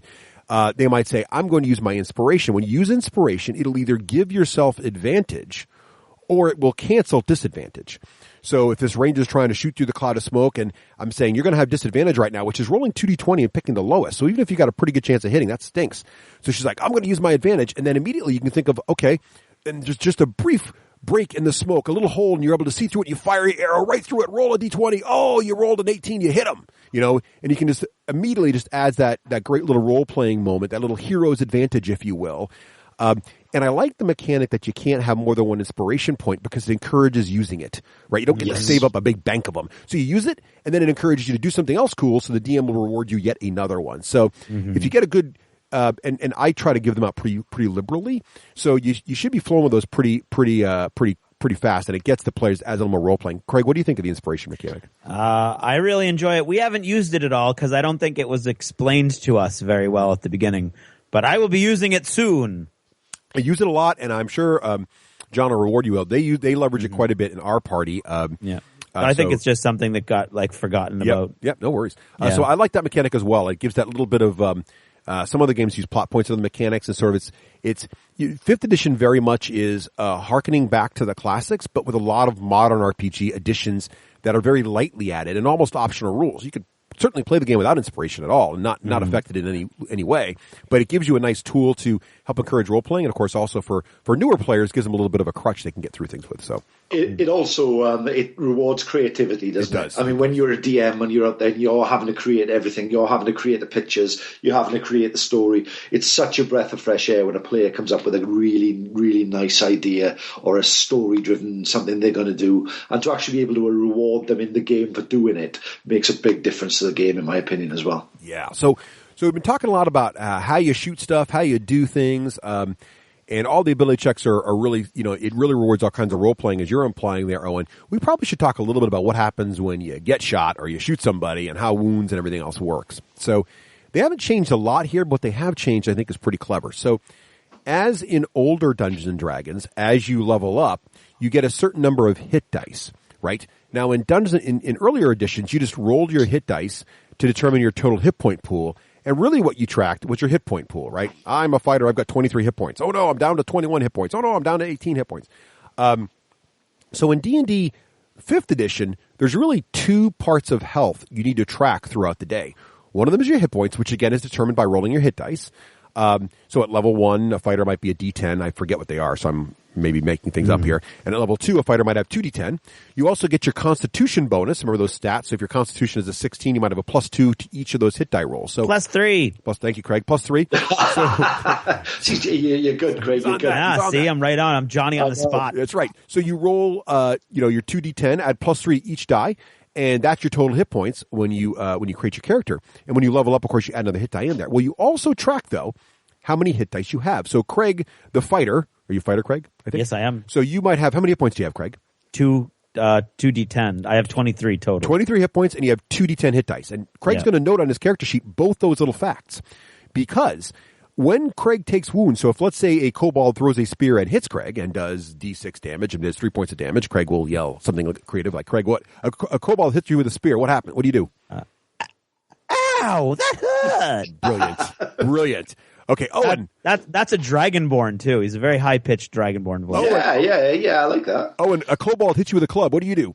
Oh, you hit me somewhere really personal. I was going to say, that sounds like a low blow to me. So in any case, when you get hit, you're going to reduce those hit points from your total. And if your hit points ever go down to 0 or below, you're in trouble. You start to bleed out, and there's checks you make to see if you die. And what you basically do is you're making a Constitution check, I believe. I'm trying to remember this exactly. But you make 3 checks over the course of time. If you pass the check, you're hanging on. If you fail the check, you got to record a fail. And if you get 3 checks, then you die. So basically there's this timer going that when people are down, they're going to die off. And so you don't really know. The players can't think to themselves, oh, we've got exactly 6 turns before Craig's dead. I think the old one was like 10 turns, right? So you have exactly, your number. You don't really know how long it's going to be before Craig dies. You only know that he's got it. He hasn't failed any checks yet, and he's got 3 more to go. So you might have a little bit of time to get to him, right? And all I got to do is bandage him to stabilize him, so it's not really hard. But here's what's interesting. How'd you know I got knocked down last game? But here's what gets interesting. So the real crux of role playing games is getting your characters healed back up, because it's a careful balance designers have to deal with between letting players realistically heal, which realistically, if you got cut with a sword or hit with a club, you'd probably be out for days, but that's not very exciting. Or healing so quickly that there really isn't a lot of consequence to getting beat up. So it's a balancing act, and they've done an interesting job here in D&D 5th edition. I'm interested to hear what you guys think of it. So here's where the hit dice come in. So there's different kinds of ways you can rest. They divided them into 2 large categories. There's the short rest, about an hour, and there's the longer rest, which I believe is at least 8 hours long, right? Yep. And during a short rest, you may use some of your hit dice, or all of your hit dice, to regenerate hit points. So, for example, Craig has 2 hit dice, right, Craig? Yep. So if you choose to rest, and you've taken some damage in the last battle, you don't want to rest an hour because you're in the middle of a dungeon, you're going to take a breather before you move on. You can decide, I'm going to roll one of my D10 plus your Constitution bonus plus 3 to heal my hit points back up. Now you can roll that number and decide. Let's say you got a really good roll and you feel like you're really refreshed. You're going to stop. Now you're going to record the fact you've used one of your hit dice for the day and you only have 1 hit die left. Okay? Because if you want to do another rest in a couple of hours from now, you can only choose to roll from the hit dice you have not rolled yet since your last long rest. Right? So there's you can heal pretty quickly on a short rest, but there's a limit to how many times you can do that in a day. So eventually you get really, really exhausted, and you're really going to need that long rest. And that's nice for fighters. Now, spellcasters have other reasons they want short rests and long rests, because some spells recover during a short rest, and some spells require the long rest. So spellcasters have always had that need to kind of sleep overnight. But I like this hit dice mechanic because it brings it to the other classes as well. They really want to get that long rest in to get all those nice to get those hit dice back. But you can still heal pretty rapidly if you just had a really unlucky battle and you took a lot of damage. You could use a lot of hit dice, get back to near full, and be ready for the next battle without having to take a whole night's rest. What do you guys think of the resting system and the hit dice system? I like it. Go on, Craig. I like it. that was really thoughtful analysis. I like how it's keyed to so many of your abilities. As a fighter, for instance, you get some really cool stuff. One of the things you get at first level is called Second Wind, which gives you the ability to gain 1d10 plus your level hit points as a bonus action. So in the middle of a fight, you can kind of shake it off. And you can do that once every, then you have to rest for that ability to reset. So it actually gives a fighter the chance to recover faster than other classes, and the ability to sort of recover a little bit in the middle of a battle. And that resets every short rest. And the fact that a short rest, as I gather, used to be 15 minutes, which is pretty much a no-brainer. It's not like a lot of monsters are going to suddenly pop up in 15 minutes. But an hour, there's a lot of time for the bad guys to sort of regroup and for bad things to gather towards you. And so an hour, you really have to think, do I want to waste that hour? Or not a waste, but do I want to spend that hour to get that bonus, which I thought was really, really cool. I like it as well. It gives the fact that the impression that the fighter is psyching himself up for that big fight. Whereas maybe he's had to retreat and sort of lick his wounds, but he can come back really big with inspirational sort of power and really make that massive effort to win that last battle. Right. Yep. Exactly. And so what's also cool is, and this is something I missed in early games, but when you do a long rest, you don't get all your hit dice back. So when you do a long rest, you get your hit dice back equal to half your maximum hit dice. So Craig, for example, with his 2 hit dice, if he rests for 6 hours, he only gets one of his hit dice back, not both of them, if he decided to use both. So eventually, you're going to feel that need to really rest a significant amount of time. So it has a nice mechanic of, if you keep getting beat up and you're eventually going to want a couple days off to kind of recuperate. Yeah. And it also makes you think long and hard about that, using that second hit dice or getting below half your pool, because you're like, well, now I'm going to really eat into the fact that even a long rest won't fully recover me. And Craig, also, as you mentioned, there's some really cool mechanic tie-ins and racial and class abilities around this. For example, the Bard has a song, I think it's called Camp Song, where if they sing it, everybody's hit dice roll adds an extra D4. And don't forget, when you rest, you get your constitution bonus to your hit die when you do that as well. So there's some cool stuff like that. It's just really, really fluffy. But then again, like if the Bard's singing his camp song and you're trying to rest for an hour in the middle of a dungeon, the dungeon master's going to be like, well, how loud are you singing that song? So some really good stuff in there as well. So really good storytelling and really good plot ideas. So really like those mechanics a lot. I think it gives you a nice feeling for getting tired without having to add a lot of complicated mechanics to the game. So we got a lot of things covered here. We got resting, we got hit dice and everything. And we even talked about range. So I think that's really the core mechanics of the game. I don't think we missed anything major. I want to kind of get into spell casting next, but are there any other core mechanics that I missed that you guys really like about 5th edition? No, I think you're good. And what's brilliant about the core mechanics is, you could write this on just a couple of pages, couldn't you? Yeah. The game runs itself. The game runs itself with a few basic rules, and that makes such a difference. You're not endlessly going through book after book and table after table. There's some nice things you can use, but this makes a big difference. It's just really, really nice. Oh, and speaking of simplification, the one thing we missed was conditions, right? So you'll see there's a bunch of standard conditions. These are things that can be happening to you. You're stunned, you're asleep, you're paralyzed, you're immobilized, whatever. There's a bunch of standardized ones, and when you see these, just look up conditions in either the Player's Handbook or the Dungeon Master's Guide, and it gives you a very clear understanding of exactly what they do. They're very, very simple, and I think I like this a lot because instead of having to describe how the sleep spell sleep affects a person versus how the command sleep affects the person versus how paralyze keeps you from moving in each spell, they just say makes you immobile or does this. And so once you learn those conditions, and by the way, all the conditions are in the back of the Dungeon Master screen. Mm-hmm. So it's very, very easy to quickly understand a particular detailed effect from an ability. And it's also really easy for the DM also to pick a condition that might apply for a strange situation, like a character falls into a vat of maple syrup.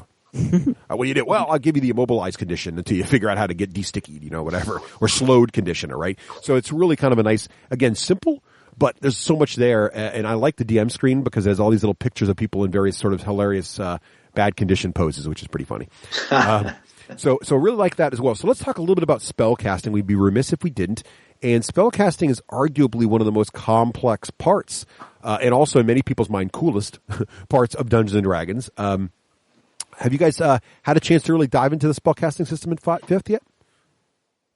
I play a fighter, so no. Owen, how about you? I played a fighter, so no. Okay. Well, I will help you out. As the Dungeon Master, I have to keep track of all these things. Basically, it's not radically different from earlier editions in terms of how you learn spells.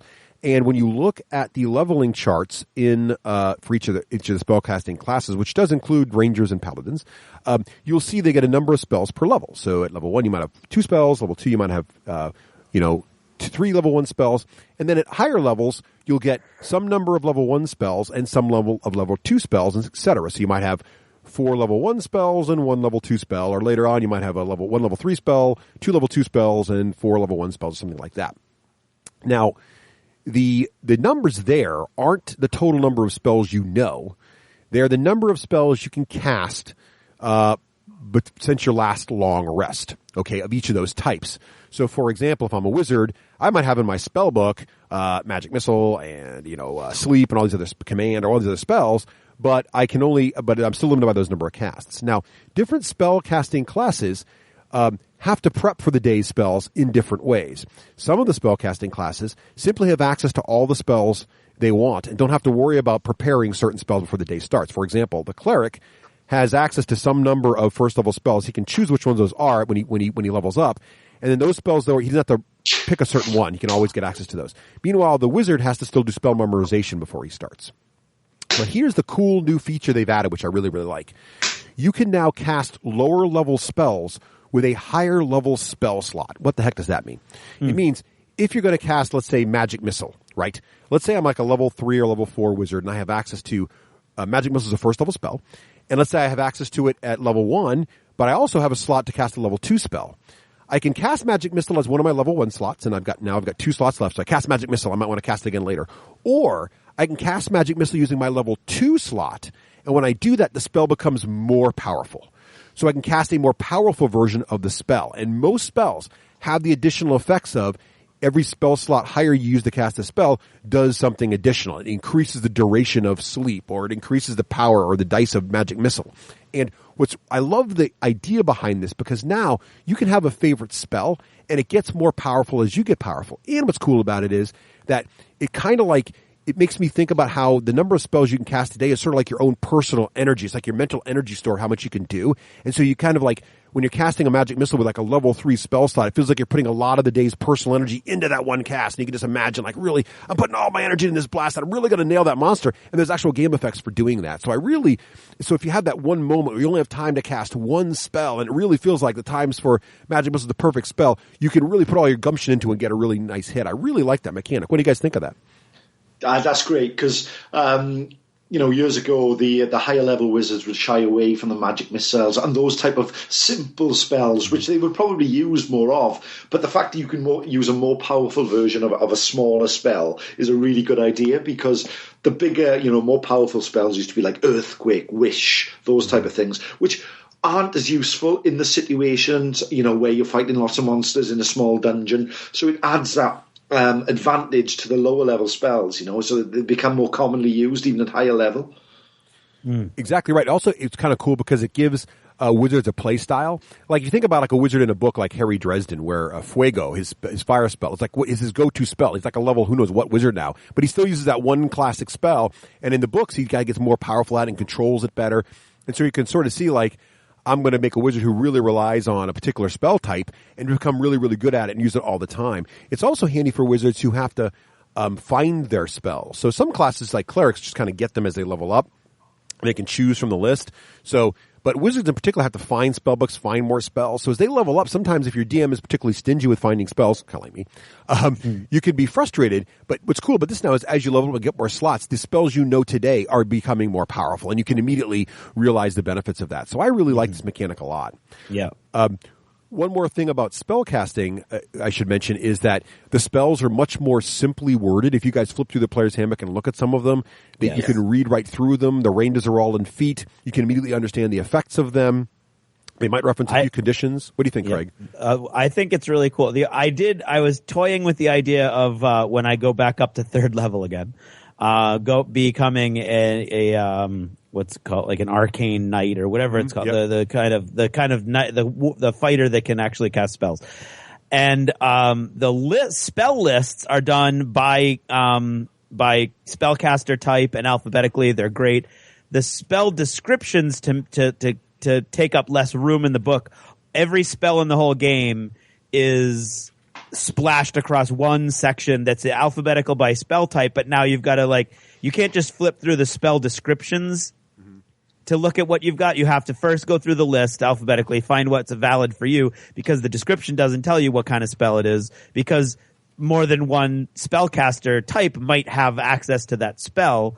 So I understand why they did it, but it makes finding specific spells or browsing spells as you're building your character and looking for cool things, makes it much more difficult. Yeah, so that was a little frustrating. They designed it for the reference. So if you're in the middle of a game and someone's like, I'm casting, compelled duel.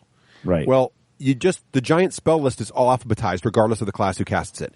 So just to go to the C's and you find it instantly. But it's very easy to find it if you know what you're looking for. Craig's right. To figure out which classes can cast compelled duel at which level is more complicated. So it's a little clunkier when you're building your character. But it's actually a lot easier for the DM. You can tell why they did it, and it works well for what they intended. And they solved this problem. They solved this problem. They recognize that they've now released, if you're willing to spend all the money, spell decks. Yes. And they divide the spell decks by class. So if you don't mind spending a little bit of money, getting the spell decks by class really solves this problem for you. Yeah. But it would have been nice. I agree with you, Craig. It might have been nice to put the spell list like this in the DMG and the other way in the player's handbook, but I can see why. The point of reference for all the spells for both the dungeon master and the players is all in the player's handbook. Right. Yes. If you were a suspicious person, you might almost assume they did this on purpose, knowing that there were spell deck cards coming. Could be it. Yes. So I really like the spellcasting system. I think it's really, really simple. It's got a lot of depth to it to still keep veteran mages happy, but it's also simple enough where a 12-year-old and a 10-year-old can master it. I got a 12-year-old warlock and a 10-year-old druid and also a 10-year-old ranger and a 12-year-old paladin, all casting spells. Got it all figured out, and they're doing great with it. And they're really doing some creative things. Like, I have to say, the most creative thing I've ever seen in role playing happened in the last ship battle. So I just did a quick aside here. So that my kids are fighting a ship of bad guys, and the ship is getting closer, but the paladin can't get to them. He's not a good range guy, and they're firing cannons, and he's really worried about it. So the druid, and my 10-year-old daughter's like, she can shapeshift, right? So she says, I'm going to shapeshift into a giant toad, right? Because it's good at swimming and as well as jumping, and she's going to leap over to the other ship. And she reads the giant toad. Giant toads can actually swallow their opponent, hold them in their mouth for a turn, and in their next activation, they take like 3d10 acid damage, right?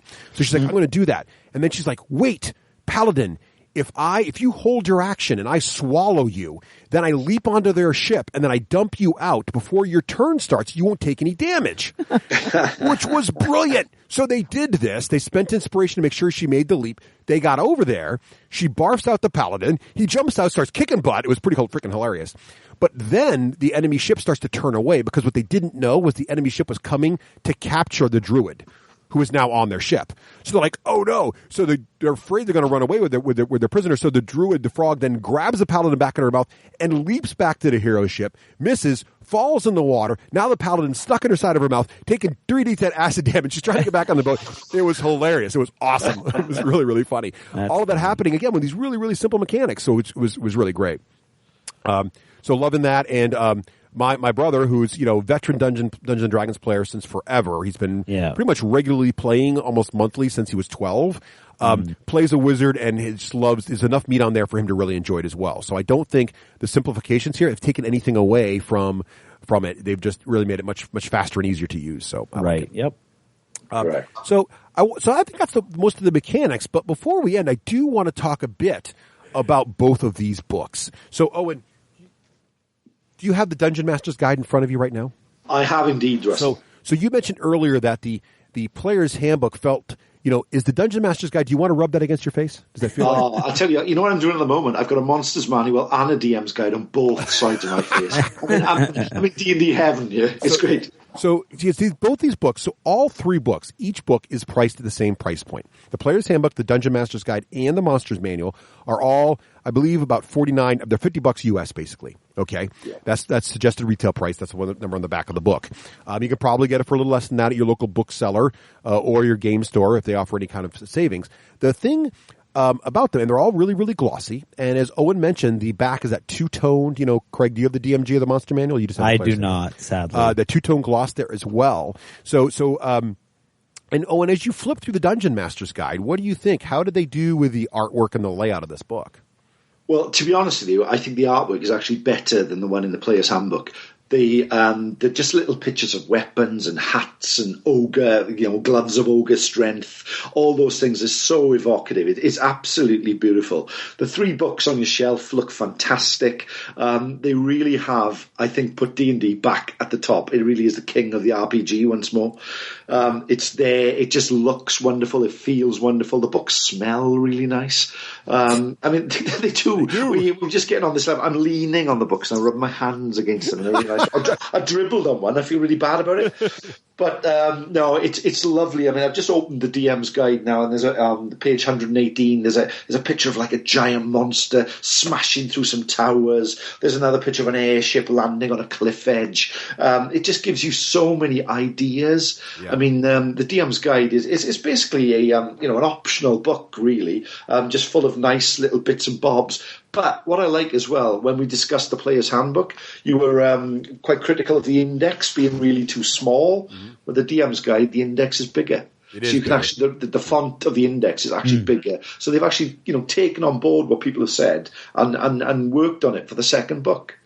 Well, and then when you get to the Monsters Manual, you've got that basically encyclopedia of monsters, and we discussed off air earlier. I just like sitting down and reading them. They are just beautiful. The artwork is lovely. I can't gush enough about this book, really, or this series of books. I agree with you. I think the Dungeon Master Guide in particular, we talked in the Player's Handbook about how it inspires you, the player, and the DM also for all these great story ideas.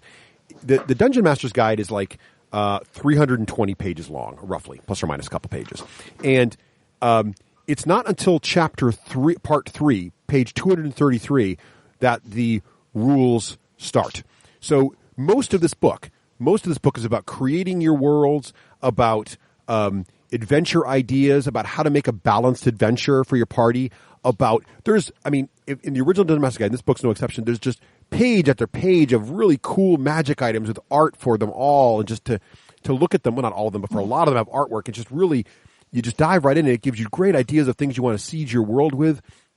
When I was thinking about the ship encounters, there was a whole section on shipwrecks and ships, and I was like, this is great. It just gave me really good ideas for how I wanted that whole scene to run. Not even from a rules point of view, just ideas around what I might put there. There's little tables nearby of the kind of creatures you might find there. So yeah, I could go through the monster manual and hand pick them all, but here's a nice little place that tells me that. Just really, really great ideas of how to run your characters.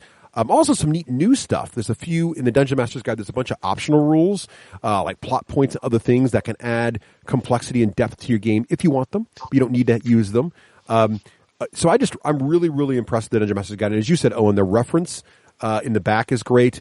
The table of contents is fantastic, and it's very much an optional book. You can totally play the game. And someone asked me. I was on the RPG Dad podcast. He was kind enough to have me on a show. Shout out to those guys. Thank you for having me on there. And he was saying he was going to buy the introductory set for him and his son to try.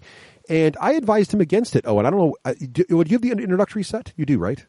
Yeah, I have. Yeah. Does the introductory set inspire like the Player's Handbook? I think the place to start is the Player's Handbook. What it does. If you went straight in with that introductory set, if you were a player and you were playing with a DM who had the books, by all means go for the introductory set. But it doesn't offer anywhere near. I know the price point is a lot lower, but it doesn't offer anywhere near what the books offer. I've got to be honest there. That's what I think too. I think that it won't draw you in like the Player's Handbook will, and I'd really recommend starting there. Now, let's talk a little bit about the Monster Manual real quick. You referenced it, and sorry, I'm away from the mic as I grab the Monster Manual book. All these books, all the way, by the way, are also, as I mentioned, they're $50 each, but they're also roughly all the same size, so you don't feel like the Player's Handbook is substantially thinner. They're all about a little over 300 pages.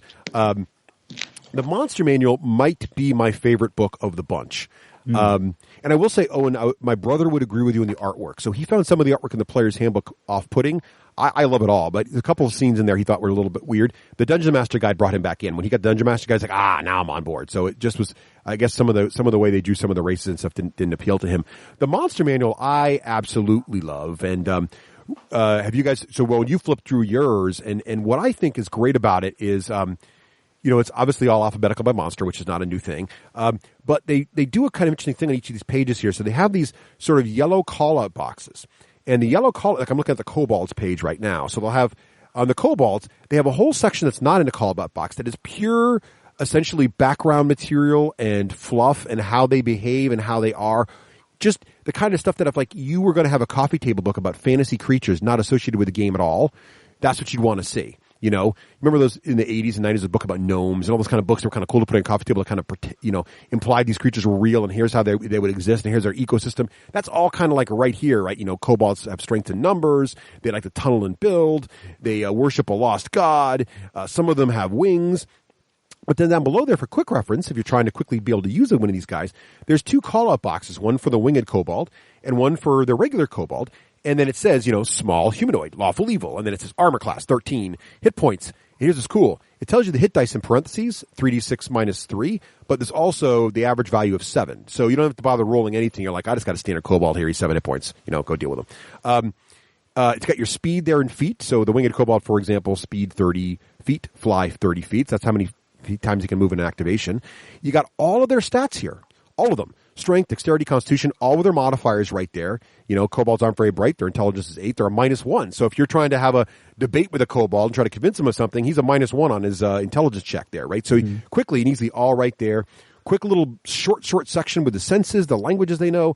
And then what I like too is there's an action section, and it lists all the different kinds of attacks or things they can do during combat. Very, very briefly. Like this entire thing is like in one column, and it's maybe 4 inches tall, and it's everything I need to know of how to use a winged kobold in my campaign. What do you think about that, Owen?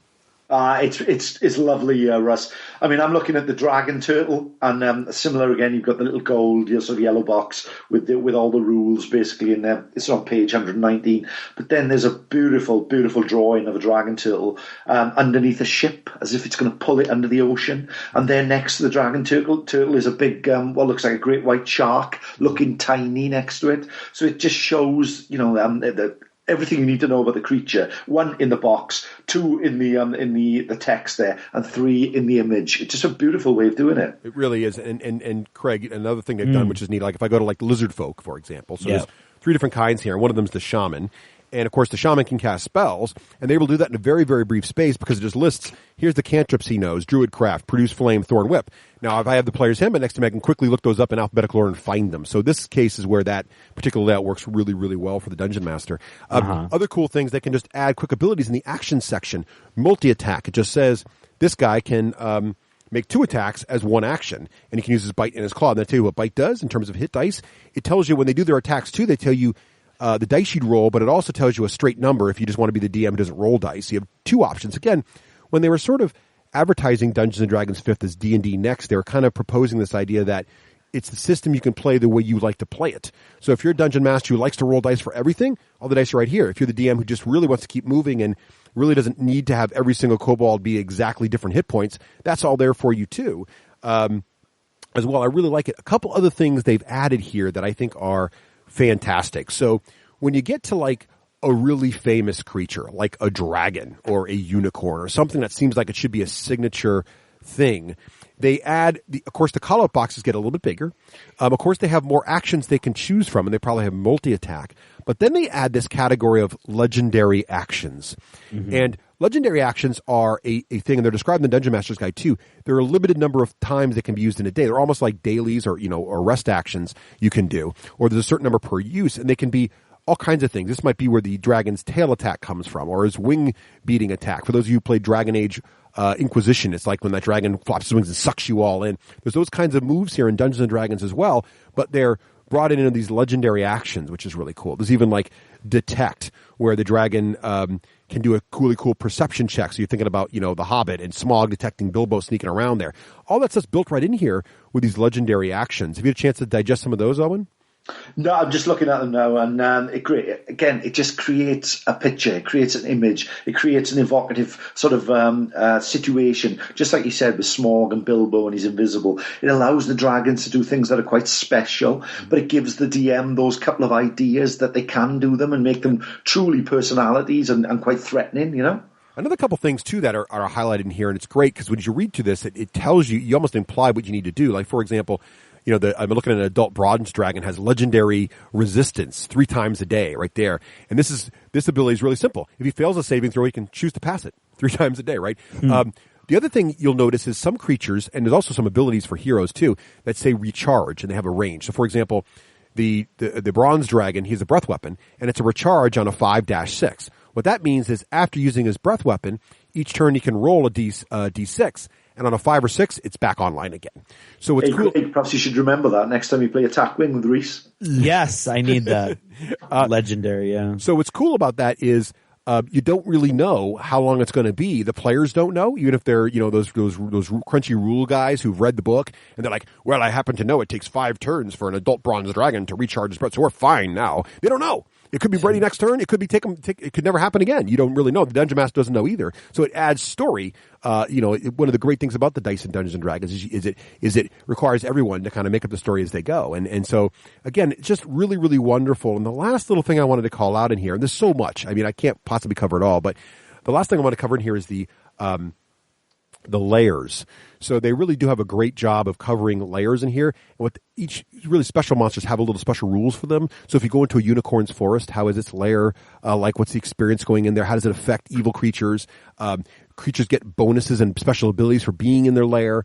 Just a neat concept that's right in here. And it's one of those consistent things. Certain monsters have lairs. And you say, oh, he's got lair rules. If you're on his home turf, he's going to have these advantages. So I just really like both these books. And so, guys, as you run out of time here, quickly, what would you say on the D6G rating system? Craig. What? In the style of a dungeon master who wants to slay all of his heroes, how would you describe the patent-pending D6G rating system? Okay, so if you guys are... So you walk into the chamber. Wait, here we go. Ready? We walk into the chamber, and you see a pair of eyes, glowing eyes, looking down at you from pretty high up. And you walk in because you're brave...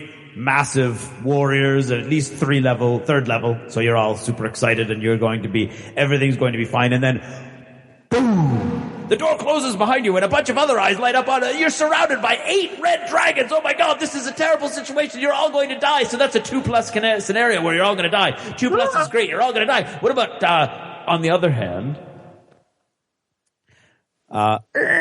the door starts to close behind you and then jams, and the eyes turn out to be lanterns, and the room is empty, and there's a big giant pot of gold right in the middle, and you're not going to die at all. So that's lame. That's a 6+. So the lower it is, the better. The higher it is, the worse it is for me, who wants to kill you. So there you go. There you have it. Low number good, high number bad on the D6G review. So guests first. So Owen, how would you rate the Dungeons and Dragons 5th edition? Well, right, you can look at it in 2 ways, and I hate it when people do this, but I'm going to do it anyway.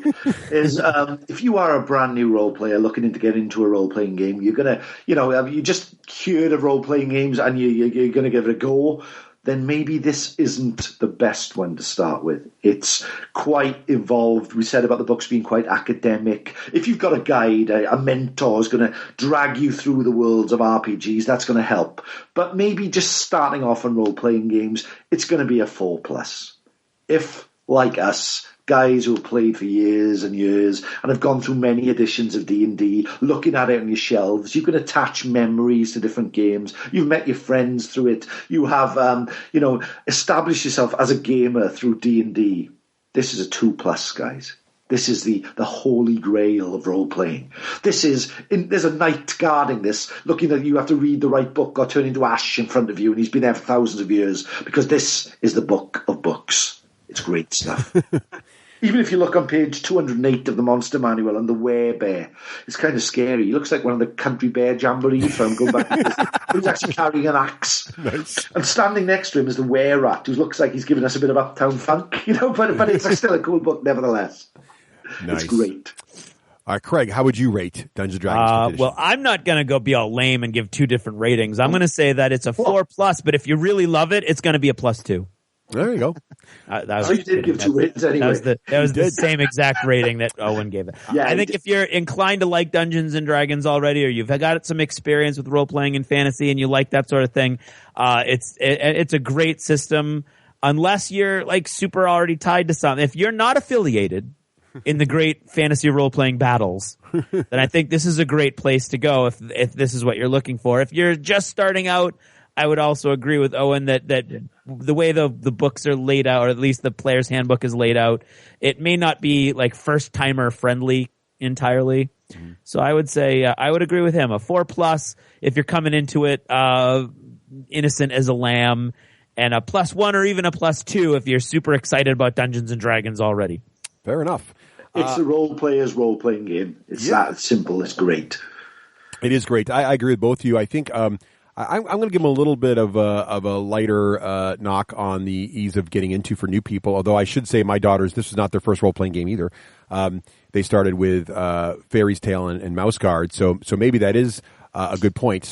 But I think it's really, really strong. I don't know if it's the best fantasy role-playing game on the planet, but it's certainly, in my opinion, the best version of Dungeons & Dragons ever. I really, really like this edition. It's by far my favorite edition, and I did not dislike 4th. I thought 4th was good, but this is just better, and it reminds me why the earlier editions and why people really love the early editions. So I'm going to give it a 3+. Just straight up 3+. I think you'll enjoy this game. Most folks will really enjoy this if they're inclined to enjoy role-playing games. All right. So it sounds like it's averaging out at a 3+. That's what I go with. Yeah, it's doing pretty good. Owen, thank you so much for joining us on this episode. We really, really appreciate having you here. It's always great having you, Owen. No, thanks, gents. It's always a pleasure, always a joy, never a chore. And this time as well, you've been really, really nice and getting up early for me, which I'm really, really grateful. And any more times in the future, you just know. Oh, we're happy to. So if people want to find out what you're up to and track your every move, where should they go on the internet? Oh, well, yeah. Well, I've got owenstaton.com, which they can visit. And please follow me and give me a follow on Twitter, which is at Owen Staton, and which is STATON. And please, I would love to hear from anybody who's listening to the show. And hopefully it won't be so long before I can get back on and chat about what we're doing here. Well, you're always welcome back, Owen. Always a good time. Great. No, thanks. Absolutely. So much. All right, thanks, Owen. Take care. Bye. Bye-bye. This Gem Notice is brought to you by all of our fine patrons over at Patreon, a number that keeps getting bigger and bigger every day, and we really appreciate all of your help and support and your work making our work easier, bringing this podcast to you. Thanks in particular today to Matthew Forsyth, Edward Doherty, Jeremy Dunham, Edward Turner, and Scott Garvin. Thanks, guys, and everybody. Honestly, we wouldn't be able to do this at this point without your help. Do you ever notice how sometimes an event halfway around the world can really shake your world? And of course, I mean, not major events. I mean, they're major events in some people's lives, but what I'm talking about is this week I saw a tweet, which is odd because you can't get tweets in school, and so usually, so I very seldom even check my phone. But I happened to look down at my phone and saw that there was a tweet, and my world kind of stopped for a minute, and it really put me off for the rest of the week. It was tragic news.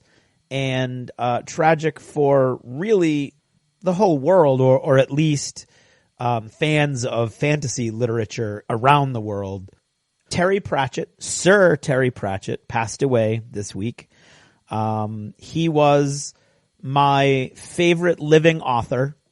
Now he, of course, ascends to the realms of the likes of J.R.R. Tolkien and Heinlein. But I don't. Yeah, it's odd because usually I'm not starstruck. Usually, like, I get embarrassed and self-conscious. But I'm not usually starstruck. I'm not usually struck with like the celebrity of a person.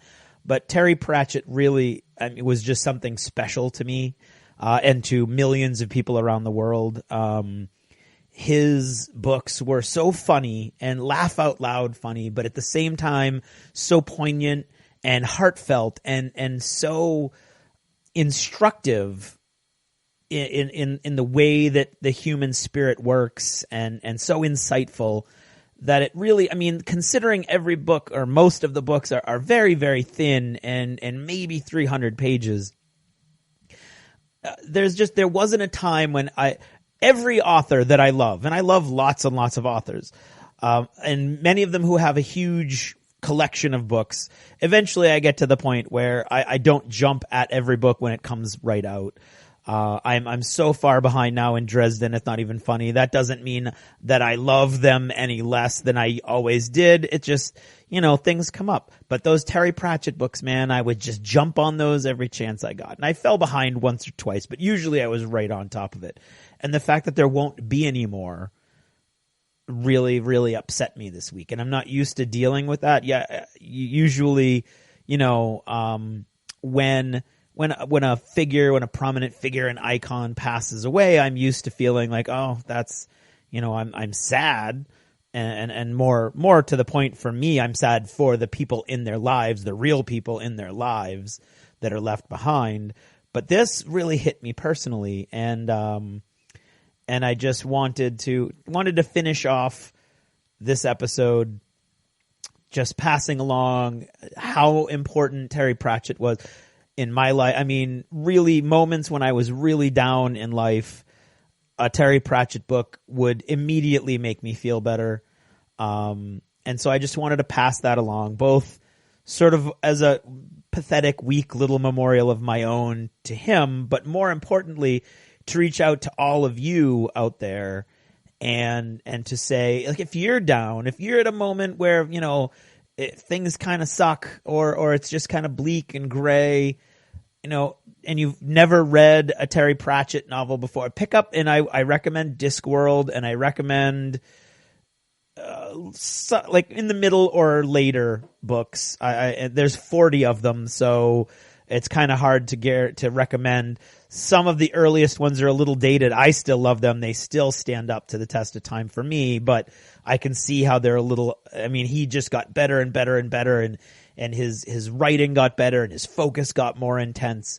But and there's like lots of little series within the Discworld series. So he follows a group of characters for a little while and then he goes on to another group of characters. So it's not like one continuous story. Do a little research, do a little poking around, and find one of someplace where one of the stories starts and just start with that. And I promise you that it will bring you happiness, at least a little bit. If you're like me, it's going to bring you a lot more happiness than you think a book can. I don't ever laugh out loud at books most of the time. And I would guarantee you 4 or 5 big belly laughs every book that Terry Pratchett ever wrote. So I will miss him. I'm sure his family will miss him. He died far too young. Of course, he had Alzheimer's, and he spent the last 6 years being very upfront and vocal about his condition, and he was a crusader for that and for other things, as well as writing these books right up to the end. He's a bit of a hero of mine, because at the height of his writing, he was writing 3 books a year, which most people can't pull off, but he was the proof that you can do it. And I will miss him, and it's very sad to me that there won't be any more Discworld books. I mean, I've got 40 of them, and I'll read them over and over again, but it's not quite the same as reading the first time, the next one the first time. So that's all I've got to say about that. Thanks for listening, and good night.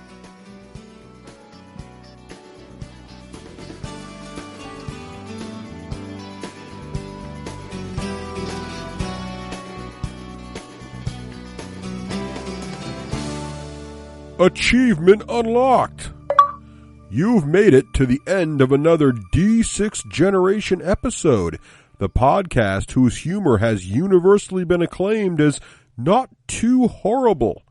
Please let us know what you thought of the show by either emailing us at info@thed6generation.com or by posting in our official D6G episode thread at the top of the DACA discussions forum on DACADACA.com. If for some inexplicable reason you actually enjoyed this show, you can help others find out about it by leaving positive reviews on iTunes. See you in 2 weeks. Thanks for listening, and happy gaming. The theme from Total Fangirl comes from the soundtrack of The Last Night on Earth, the zombie game, courtesy of Flying Frog Productions, and is a composition of Mary Beth Magalanes. Where's the great man then? Is he awake? Oh, he's here too. I'm Russ, here. you're here too. Can you hear me, Owen? I can hear you. Russ is a much better listener at this time of the morning. Is he? Yes. Good morning to you, Russ. How are you? Good morning to you, Owen. I'm well, thank you. I'm glad to hear you're doing well and the family's well. That's excellent.